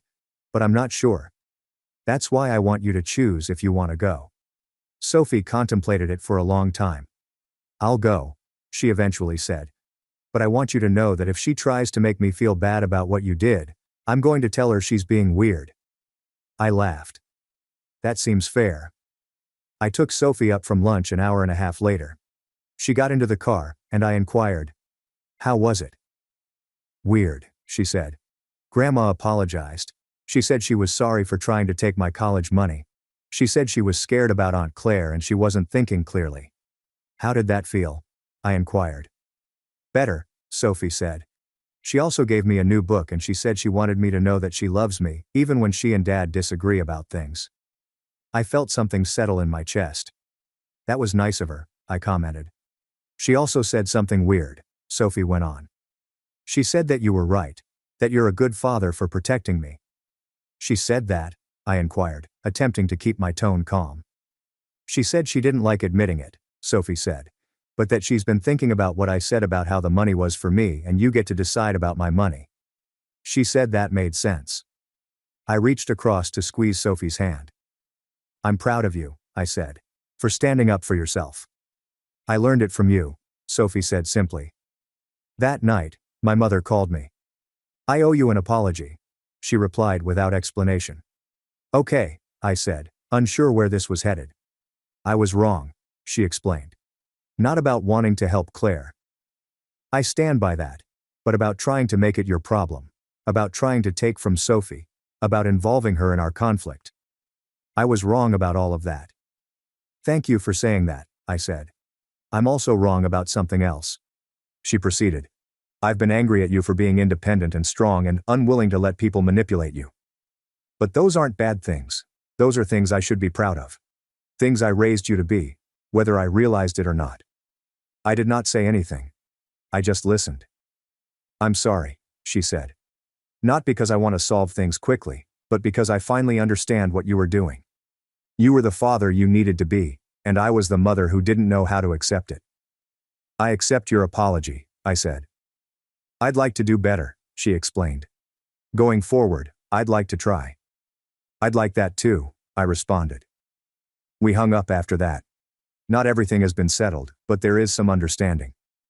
Sophie's 10th birthday rolled along, and this time my mother called to see what she might give rather than simply announcing what she was taking. "I'd like to help with the party," she explained. "If that's okay with you." "That's okay," I responded. "What did you have in mind?" "Whatever you think is appropriate," she said. "I don't want to overstep." That comment, "I don't want to overstep," was maybe the most encouraging thing I'd ever heard from my mother. She brought a cake, not the main cake, but a treat that she had cooked herself. She arrived an hour before the party began and asked if I needed assistance with anything. She stayed at the party and played games with the kids rather than attempting to be the focus of attention. When it was time to depart, she hugged Sophie and said she'd see her next week for their regular lunch rendezvous.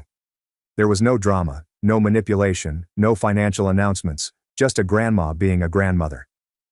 My sister Claire was also there. She had been clean for 14 months. She worked as a financial consultant, assisting others in avoiding the same mistakes she had made. She handed Sophie a gift card and a message that said, "To my smart niece, who reminds me that consequences teach us things." My brother and I genuinely chatted about work, our kids, and other typical topics that brothers discuss when they are not involved in family strife. My father called me aside at one time. I'm proud of you, he stated. For sticking to your boundaries, for not letting guilt change your mind. That takes strength. I learned it from you, I explained. He grinned. I'm not sure I deserve credit for that, but I'll take it. The college fund is still there and increasing slowly. Sophie is aware of the situation now. She is aware that when someone attempted to steal it, her father safeguarded it. Understands that sometimes loving your family requires saying no to them. That's probably the most significant thing she's learned. Not that family is always right, but that defending yourself and those you care about is not selfish. It is necessary. My mother and I still have our differences. She still believes I should be more forgiving about things.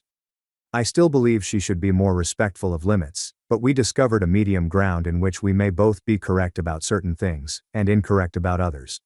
I believe that is the definition of family. People who know you and stay despite the lack of perfect harmony or full approbation. People who can acknowledge when they're incorrect. People who can say I'm sorry, with genuine emotion. People who can learn. My mother has learned a lot over the past year, regarding what it means to appreciate someone's parenting. About what it means to set and accept boundaries. Instead of attempting to be the center of your adult child's life, consider what it means to be a grandma. And I've learned that forgiving does not imply forgetting. It entails deciding to continue forward even when something hurts. Sophie's college fund is held in an account that only I have access to. It will be ready for her when she turns 18. And it will exist because on her 8th birthday, I said no to someone I adored. That no protects more than simply money. It safeguarded Sophie's right to know that her father would prioritize her safety over family unity. It kept her from learning that manipulation is okay when it comes from someone you should trust. Most significantly, it safeguarded her from a future in which she learned to prioritize other people's issues above her own. Last week my mother texted me a picture. It was from Sophie's school, and I had attended a father-daughter event there. My mother had evidently acquired the photo from another parent. Sophie is holding my hand in this shot. She looks up at me as if I've hung the moon. I stare down at her as if she were the most important thing in the world. My mother's text stated, "This is what I see today, and this is what I was attempting to safeguard by giving you her money. Not the money, but you as her parent. I apologize for taking so long to realize you were already doing this." I did not answer with words. I merely sent her message with a heart emoji because sometimes that's enough. Sometimes all you need is a heartfelt message. I forgive and understand you, and we'll be okay all at once. The college money is still rising. Sophie is still protected. My mother is still learning. My family remains confusing. But we are better today. Not perfect, but better. And as I've discovered, better is often all you can ask for. My family ignored me when I said I moved to Arizona. 10 months later, Mom called, screaming, "Why didn't you tell us?" I said, I did, 6 times. I informed them I was relocating to Arizona 6 times, on 6 different occasions, in 6 different discussions, with 6 distinct declarations. The first time was during Easter supper on April 5th. I was passing the ham when I remarked, "So, I got a job offer in Phoenix for a software engineering position. It's a great opportunity, and I'm thinking about taking it." Mom was on the phone. Dad was watching baseball highlights on the TV in the dining room. My sister Emily was feeding her kid mashed potatoes. "That's nice, honey," Mom replied without looking up. I waited. Surely someone will ask a follow-up question. Where in Phoenix? When would I start? How much would they pay? Nothing. Dad clapped at something on television. Emily wiped applesauce off her daughter's face. Mom scrolling. I may as well have stated I was considering getting a haircut. That was it. No inquiries, no follow-up. Simply "That's lovely, honey." Back to scrolling. I am Max, by the way. 29th. Software engineer. I was the middle kid in a family where middle meant forgettable. And I don't mean that dramatically. I mean this literally. When I was 12, my family traveled to Disneyland.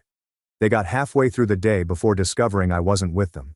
I had been sitting on a seat near Splash Mountain for 45 minutes. When they spotted me, Mom asked, "Why didn't you keep up?" When I graduated from high school, they arrived 20 minutes late. I missed my name being called. Instead, we took photographs with Emily, who graduated 3 years earlier but came to show her support. When I moved into my first apartment at 23, I asked them over for supper. They canceled at the last minute. Emily needs assistance moving a sofa. I spent that night eating spaghetti alone, looking at the table set for 5. So, when I announced that I was relocating to a new state, I should not have been startled by the lack of response. However, I was still dissatisfied. The second time I discussed the relocation was 3 weeks later. Mom's birthday is May 5th. We were enjoying cake when I said it again. So I took the position in Phoenix. I'll be relocating in June. Most likely around the middle of the month. Dad sliced the cake. Phoenix, it's scorching outside. Yeah. But the income is great, and I'm ready for a change. That is excellent, son. I waited again, hoping for something. Anything. How far is Phoenix? I prompted. Like flying distance? Oh, I do not know. Dad said. A couple of hours, with his mouth full of cake. About 4 hours if you drive, I said. But yes, flying is shorter. He nodded and looked across me to Emily, who was showing Mom something on her phone. This concludes the chat. He grabbed another mouthful of cake and began conversing with Emily about her son's baseball team. I sat there, fork in hand, wondering whether anybody had heard me, or if I had simply become the human version of elevator music. Present but unimportant. The third occasion was over a family barbecue during Memorial Day weekend. I was helping Dad grill burgers when I remarked, "So, I'm signing the lease in Phoenix this week, and moving trucks are scheduled for June 18th. Good for you, he answered, turning a burger. Yes, it's a one-bedroom in Scottsdale near some fantastic hiking trails. That seems good. I tried once more. I will need to drive out there. Probably a 2-day journey. Leave early. Stop in New Mexico. Be cautious on the arid roads. Lots of speeders. That was it. No, we will miss you, and that is a significant move. Alternatively, let us know if you need assistance packing. Just sounds good. And a caution against speeding." Ryan walked by, drink in hand. "Hey, can someone help me move my gaming setup upstairs later?" "I got you," Dad said promptly. I stood there with tongs in hand, feeling the weight of invisibility. The fourth time was more straightforward. A family group SMS. June 12th. Me. Hello everyone. Final reminder. I'm relocating to Phoenix next weekend. The new address will be 2847 Desert View Lane, Scottsdale, Arizona, 85251. Please let me know if you have any needs before I depart. I monitored the group conversation and waited for answers. Emily shared a snapshot of her son's painting piece 2 hours later. Mom responded to it with a heart emoji. Ryan submitted a pizza-related meme. My message, nothing. Not a single answer, not even a thumbs up. It lay there unread by most and ignored by all. I captured a screenshot. Not sure why. Perhaps I knew I would need proof someday. The fifth time was the day before my departure. June 17th. I came by the house to say farewell. Mom was in the kitchen. Dad was inside the garage. Ryan was upstairs gaming. I'm leaving tomorrow morning. I told Mom. All of the trucks are packed. She was creating a grocery list. Oh, that is tomorrow. Have a safe voyage, honey. Yes, it is a lengthy drive. Probably take 2 days. Drink plenty of water. I waited there, hoping she would glance up. I was hoping she'd ask where I was staying on the drive and embrace me. She included milk on her list. Okay. I think this is it. Drive safely, honey. That was it. No hugs. No, we will miss you. There was no family gathering to send me farewell. Simply remember to drink plenty of water. I stepped outside to my pickup. Dad was sorting tools in his garage. I am leaving tomorrow, Dad. Yep. Good luck out there. Thanks. He returned to his tools. I sat in my truck for a full minute, staring at the home. I grew up in this house. I was leaving the home. And I understood nobody was going to stop me. Nobody was going to say they'd miss me, because they wouldn't. I departed the next morning at 6 a.m. alone. I drove 16 hours to Arizona with only a podcast playlist and the developing understanding that I might disappear without being seen. Turns that I was correct. The first month in Phoenix was a flurry of unpacking, learning a new job, and getting used to the heat. I shared a couple images on the family group chat. My new apartment, a sunset over Camelback Mountain, a photo of me hiking, and no answers, not even a pleasant view or a thumbs up emoji. I gave off trying after that. By month 4, I'd settled there, made a few friends at work, began hiking every weekend, joined a climbing gym, and discovered my favorite taco restaurant. My coworker Sarah asked me one day, You talk to your family much? Not really. They know you moved. I told them. They didn't listen. She chuckled, believing I was kidding. I was not. I did not call home. I did not text. I did not reach out. Nobody reached out to me. Not for my birthday in July. Not for Thanksgiving. Not for Christmas. Complete quiet. It was as if I never existed, and honestly, it felt liberating. There will be no guilt trips about missed events, no last-minute favors, no more being the neglected middle kid at family dinners. It's just me, my new life, and the desert heat. In month 7, I received an SMS from Emily. Hey Emily, can you pick up mom's medication tomorrow? She is out of refills, and the drugstore shuts early. I gazed at the message. Read it 3 times. Me. I am in Arizona. 3 dots emerged, stopped, and reappeared. Emily. What? Me.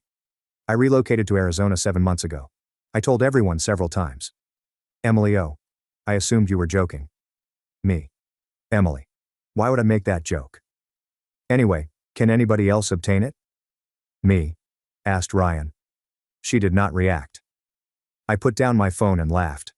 Not because it was humorous, but because it was so completely on brand. 7 months.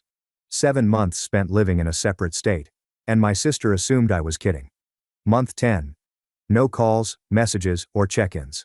I celebrated Thanksgiving with coworkers, Christmas with a friend's family, and New Year's alone on a hiking trail, watching the sunrise. It was serene. Sometimes it seems lonely, but it's calm. I shared a photo on Instagram. I'm at the Grand Canyon. Caption: Year-end excursions. Emily enjoyed it. I did not make a remark. Mom didn't notice it. I wondered whether they noticed if I simply stopped publishing, appearing online, or attempting. Probably not. Month 13, I received the call. It was Tuesday, March 15th. It's been exactly 10 months since I relocated. Mom called, which was unusual. I nearly didn't respond, but curiosity prevailed. Hello Max. Where are you now? At home. Why? You missed Emily's daughter's birthday celebration yet again. Again? Yes. You have missed every single family gathering over the last year, every birthday, holiday, and BBQ. We haven't seen you yet. What's up with you? I sat down on my couch and took a breath. Mom, I relocated to Arizona. Silence. What? I relocated to Arizona 1 year ago.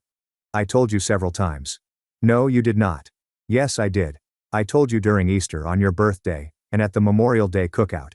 I sent a group SMS including my new address. I informed you the day before my departure. More silence. I don't recall that. I understand. Because you weren't listening, Max. That is hardly fair, is it? I informed you 6 times that I was relocating to another state, and you didn't recall anything. You should have. Made it clearer. I laughed bitterly. How much clearer can I get? I literally gave you my new address.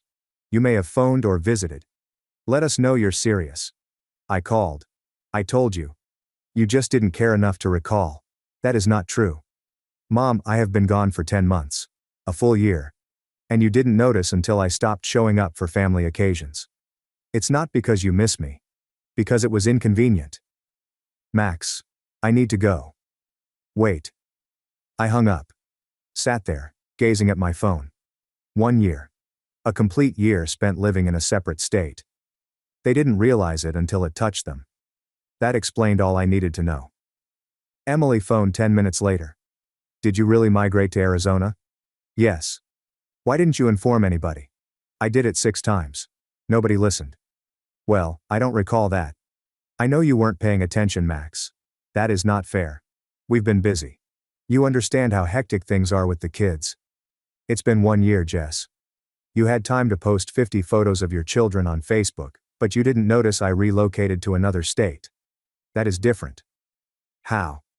She didn't respond. I have to go. I said. Mom's quite upset. Good. Perhaps now she'll pay attention. I hung up, and for the first time in 10 months I felt vindicated, since I'd always worried if my family would notice if I disappeared. Now I knew they wouldn't. Not until it inconvenienced them. The calls began instantly. Dad phoned less than an hour after Emily hung up. I let it ring. I saw his name flash across my screen 3 times before it went to voicemail. Max, this is Dad. Your mother is quite unhappy. Call us back so we can discuss this like adults. Like grown-ups. As if I were being childish. I erased the voicemail. Ryan followed up with a text. Ryan, brother, and wife. Have you relocated to Arizona? Me? Yep. Ryan. When? Me? 10 months ago? Ryan. Why didn't you say anything? Me? I did it several times. You were playing Fortnite. Oh, Ryan. That was it. Oh, no apology, no acknowledgement. Oh, as I indicated, I got a haircut. Not that I had moved to a new state. That night, Mom called again. I nearly didn't respond, but I felt I'd better get it over with. Hello? Max, I have been thinking about our chat earlier. Okay. And I think you're being quite unjust. I closed my eyes. How am I being unfair? You're acting as if we don't care that you relocated. But we did. We just didn't understand you had followed through since you didn't listen. We were listening. You just weren't clear. Mom, I texted you my new address. How much clearer can I get? Well, we receive a lot of mails. We cannot be expected to recall every single one. It wasn't a single message. 6 distinct talks occurred over a 4-month period. I can't recall 6 chats. I understand what the issue is. Silence. Then your sister is quite upset since you didn't inform her. I told her. She doesn't remember. That is not my fault. Max, why are you making this so difficult? I laughed. Actually laughed. I am being tough. I relocated to another state and no one noticed for a year, yet I am the problematic one. You might have made more of an effort to keep in touch. I emailed photographs. I sent an SMS. I shared on social media. You disregarded everything. We did not disregard it. Mom, you did not even wish me a happy birthday. Silence. When was your birthday? July 17th. For months following my move. More silence. Okay. We must have texted you. You did not. Are you certain? Yes, Mom.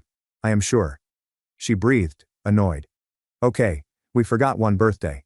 That's not to say we don't care about you. It was not a single birthday. It has been every birthday, Christmas and holiday for years. That is not true.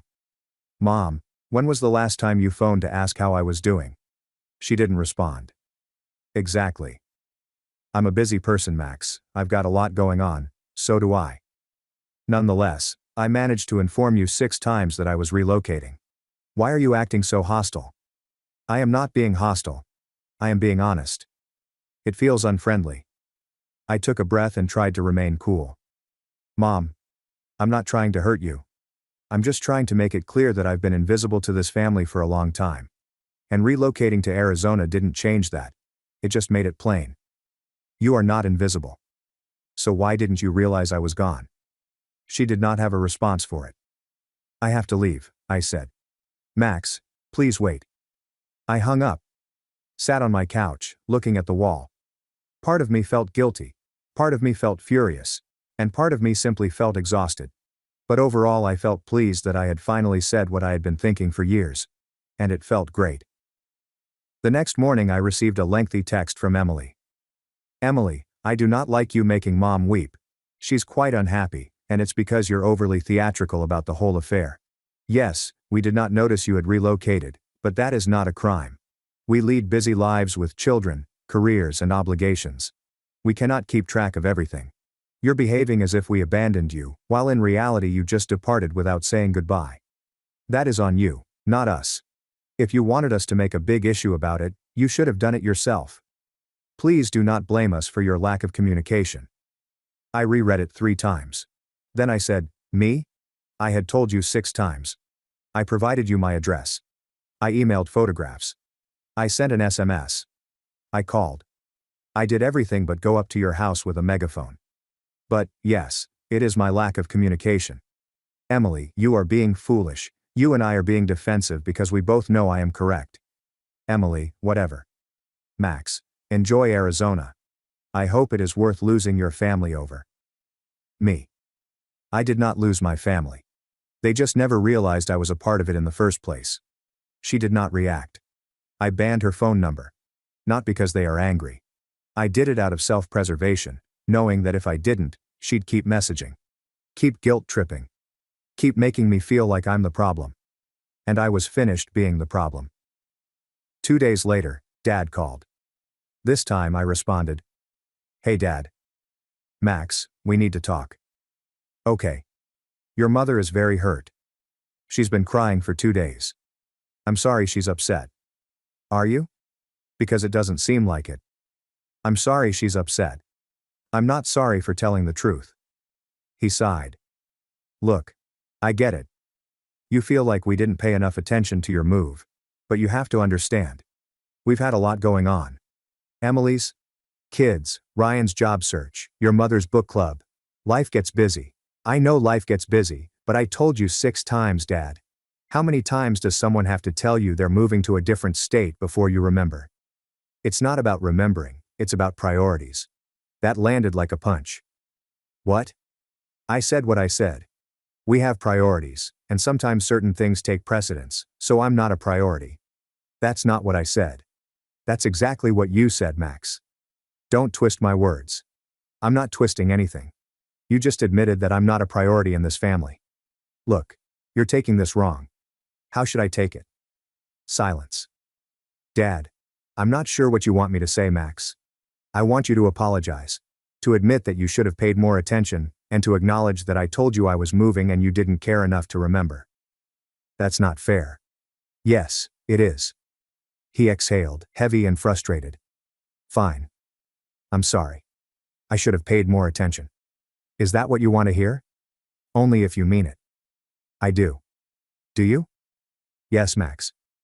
I'm sorry. We should have been better. We should have listened. We should have made you feel like you mattered. I sat there, phone pressed to my ear, feeling something crack inside me. Thank you, I said quietly. So, can we move on from this now? I'm not sure. What do you mean you don't know? I mean, an apology is a start, but it doesn't fix years of being ignored. What do you want from us? I want you to care, not just say it, but to show it. How? By checking in, asking how I'm doing, remembering important things I tell you, and treating me like I'm a member of the family rather than an afterthought. We can do that. Can you? Yes. Okay, we'll see. We hung up and I sat there staring at my phone. It was the most honest conversation I'd ever had with my father, and I had no idea if anything would actually change. A week later, Mom sent me a friend request on Facebook, which I accepted after staring at it for a full day. Emily unblocked me 2 weeks later and texted me, "Hey Emily, I'm sorry for what I said." She liked 3 of my old images from Arizona, none of which she had seen before, and remarked on one of them, "Beautiful view. Glad you're doing well." I didn't react. I was defensive and I shouldn't have been. You were right, we should have noticed, and I should have noticed. I'm sorry. Me. Thank you. Emily, are we okay? Me. I don't know yet, but we can work on it. Emily. Fair. It wasn't much, but it was something. A month after the big confrontation, Ryan called.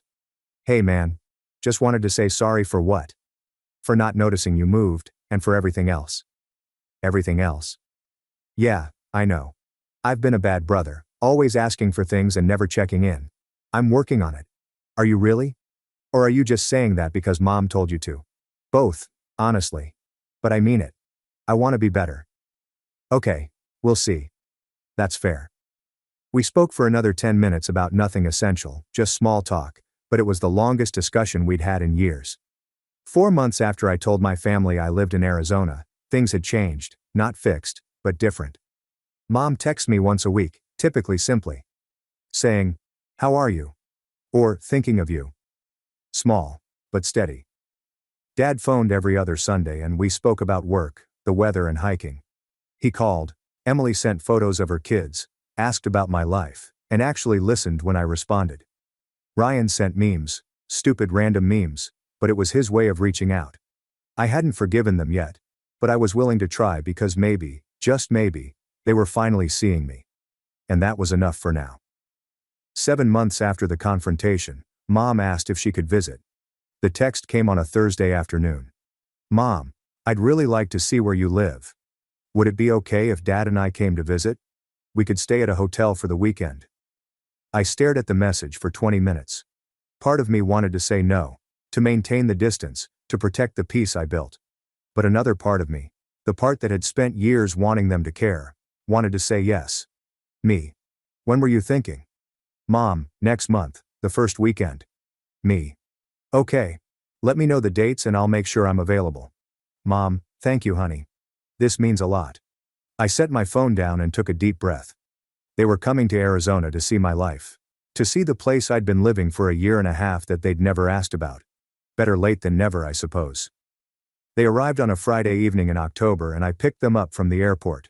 Mom hugged me tightly. Dad shook my hand, and then pulled me into an awkward side hug. You look good, Mom said. Healthy, thanks. Arizona agrees with me. We went to their hotel in Scottsdale. Mom inquired about the desert, Dad commented on the heat. Small talk, safe talk. I put them down and told them I'd pick them up for dinner at 7. Can we visit your place first? Mom asked. Let's just eat tomorrow night. Okay. Dinner was odd. We went to a Mexican restaurant I liked. Mom ordered a margarita, Dad got a beer, and I got water. So, Bed said, cutting into his burrito. How's work? Good. Really good, actually. I got promoted last month to senior developer. That's great, son. Congratulations. Thanks. Mom smiled. We're so proud of you. I nodded. Didn't know what to say. Do you have friends out here? She asked. Yeah. A few from work and some people I met hiking. That's good. We were worried you'd be lonely. I'm not lonely. I'm actually happier here than I was back home. That landed heavy. Mom looked down at her plate. Dad took a long drink of beer. We're glad you're happy. Dad finally said. Are you? He looked at me. Yes, we are. Even though I had to relocate to a different state to feel like I mattered. Mom's eyes welled up. Max. I'm not trying to start a fight. I'm just being honest. We know we messed up, she said quietly. We know we didn't pay enough attention. We're trying to do better. I understand and appreciate it, but it will take time. We finished dinner, talked about safer things, Emily's kids, Ryan's new job at a marketing firm, Mom's book club. It was fine, not great, but fine. The next morning, I took them to my apartment, which was small, 1 bedroom, clean, with minimal furniture. But it was mine. Mom walked slowly through, looking at the photos on my wall, the books on my shelf, the hiking gear in the corner. It's nice, honey. Really nice. Thank you. Dad stood by the window. Good view. Yeah. I can see the mountains from here. Mom sat on my couch. Do you have everything you need? Yeah, I'm good because if you need anything, Mom, I'm good. I promise. She nodded and smiled, but I could tell she was trying not to cry. What? I asked. I just miss so much. A whole year of your life, and I'll never get that back. I sat down next to her. No, you won't. I'm sorry, Max. I'm so sorry. I know. She wiped her eyes. Can you forgive us? I thought about it. Really thought about it. I'm working on it, but I'm not there yet. That's fair. We spent the day ascending Camelback Mountain, eating lunch in Old Town Scottsdale, and driving across the desert. It was the most time I'd spent with my folks in years, and it wasn't too bad. We didn't discuss much about the past, instead focusing on the present, the vistas, the food, the heat. Dad once commented, I can see why you like it here. Yeah, it's peaceful. It feels like you can breathe. That's exactly why I moved. He nodded and didn't say anything else, but I could see he understood. That night, we had supper at my favorite taco place, and Mom talked about my hiking adventures, while Dad asked about work projects. They actually listened when I answered. It felt different, like they were really trying. As we were leaving, Mom hugged me again. Thank you for allowing us to visit. Of course. Can we come back? Maybe in a few months. I hesitated, then nodded. Yeah. We can make that work. She smiled, relief washed over her face. They flew home the next morning. I drove them to the airport. Mom cried a little when we said goodbye. Dad hugged me longer than usual. We love you, son. I love you too, Dad. And I meant it. Even after everything. Even after the years of being forgotten. Even after the pain, I still loved them. I just didn't trust them yet. A week later, I received a package from Mom. A framed photo of us at Camelback Mountain, All three of us smiling, with the desert in the background. There was a note. Thank you for the best weekend we've had in years. We're so proud of the life you've built. Love, Mom and Dad. I put the photo on my shelf next to the pictures of my friends, hiking trips, and my new life. It didn't erase the past, but it was a step forward. 4 months later, Christmas arrived. Mom called. We're having Christmas at the house. Will you come? I'm not sure, Mom. Please, Max. It wouldn't be the same without you. You had Christmas without me last year. You didn't even notice I wasn't there. I know. And that was wrong. But we're asking now. Please. I thought about it. I'll think about it. That's all I'm asking. 2 weeks later, I booked a flight. Not because I'd forgiven everything, but because I was willing to try. On Christmas morning, I walked into my parents' house for the first time in nearly 3 years. Emily was there with her children. Ryan was there with his new girlfriend. Mom was making breakfast, and Dad was putting up the tree. When I walked in, everything came to a halt. Emily ran over and hugged me. You came? Yeah, I came. Ryan high-fived me. Good to see you, man. Mom came out of the kitchen, wiping her hands on a towel. She saw me, froze, and then started crying. Hello, Mom. She walked over and hugged me tight, as if she was afraid I'd disappear again. I'm glad you're here, and I'm glad you're here too. Dad came over, shook my hand, and pulled me into a real hug, not a side hug. Welcome home, son. Home. It was strange hearing that word because Arizona felt like home now, but this felt like family, and maybe that was enough. We spent Christmas Day together, opening presents, eating too much food, and watching movies. Emily showed me videos of her kids, Ryan talked about his job, Mom asked about Arizona, and Dad asked about Hawaii. Having you here, it feels right. It feels like we're a family again. We're working on it. I know. And I'm grateful you're giving us the chance. I nodded. I'm trying, Mom. I really am. I know, honey. And that's all I can ask for. That night, before I flew back to Arizona, Dad walked me to my rental car. Are you leaving early tomorrow? Yeah. Flight's at 9 o'clock. He nodded, hands in his pockets. Listen, I know things have been complicated, but I want you to know something. I'm proud of you for standing up for yourself, for building a life on your own, and for being brave enough to leave when necessary. I looked at him. Really? Really? A lot of people wouldn't have done that. They would have stayed and been miserable, but you chose to leave. That takes guts. Thanks, Dad. I mean it. And I'm sorry we didn't see it sooner. We should have. Yeah. You should have. He smiled, sad but genuine. We'll do better. I promise. I hope so. We hugged. And for the first time in years, it didn't feel forced. It felt real.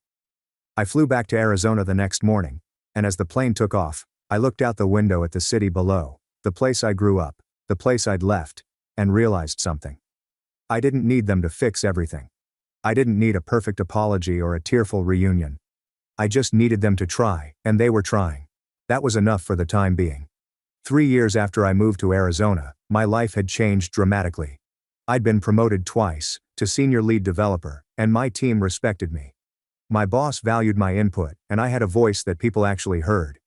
I bought my first home, a small 2-bedroom house with a yard and a mountain view, and I sent a photo to the family group chat.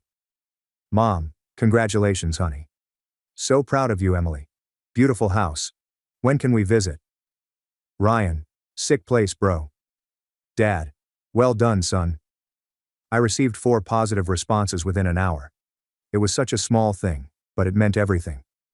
That spring, Mom started calling every Sunday, not to ask for anything, not to guilt me out for missing events, but just to talk. How was your week? Good. We launched a new feature at work. Went hiking on Saturday. Where did you hike? Superstition Mountains. Really beautiful trail. Dad began texting me articles about hiking, Arizona, and technology. Nothing deep, just thought you'd find them interesting. And I did. I sent photos, and she responded. It became a routine. Sunday morning coffee. Mom's call. 20 minutes of actual conversation. It was his way of saying, I'm thinking about you. And it worked. Emily invited me to her daughter's birthday party. Emily, I know it's far, but if you can make it, we'd love to have you. And if you can't, we completely understand. No guilt. No pressure. Just an invitation. Me? I'll try to make it work. I booked a flight. I flew back for the weekend. When I arrived at the party, Emily hugged me like I was a soldier returning from war. You came? Of course I came. You invited me. I know, but I didn't expect it. I'm just really glad you're here. Her kids ran up to me, Uncle Max. They barely knew me, but they were excited anyway. I spent the afternoon playing games with them, eating cake and taking photos. Emily pulled me aside at one point and said, "Thank you for coming. I know it's not easy, but it's getting easier." Good. Because we missed you. I missed you. I missed you too. Ryan came to visit me in Arizona that summer, just him, no parents, no girlfriend, just my brother. When he called, he said, "I need a break. Can I stay with you for a week?" Of course. He flew out and I picked him up from the airport. We walked, ate and sat on my back porch sipping beer and watching the sunset. On the third night, he said something that astonished me. "I'm sorry I was such a bad brother and you've already apologized." I know, but I don't think I really got it until now. Coming out here, seeing your life, realizing you built all of this without us, without me. You were dealing with your own issues. That's not an excuse. I should have paid attention. I should have noticed when you left. I don't know. It could have been better. I looked at him. You're acting better now, aren't you? You flew out here, you're sitting on my porch, and you're having this conversation. That's better. He nodded and took a sip of beer. I like it here. I understand why you stayed. It's peaceful. It's more than that. It's like you can breathe here, you know? Yeah.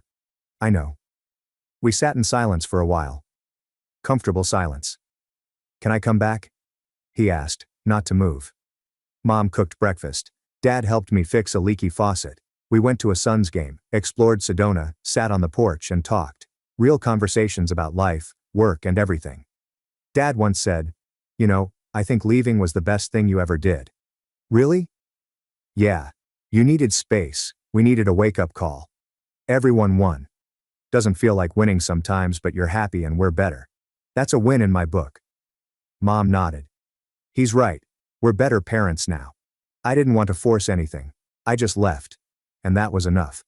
She remarked. Sometimes people need to lose something before they know what it's worth. I asked her, "And what am I worth?" "Everything," she said without hesitation. "You're worth everything."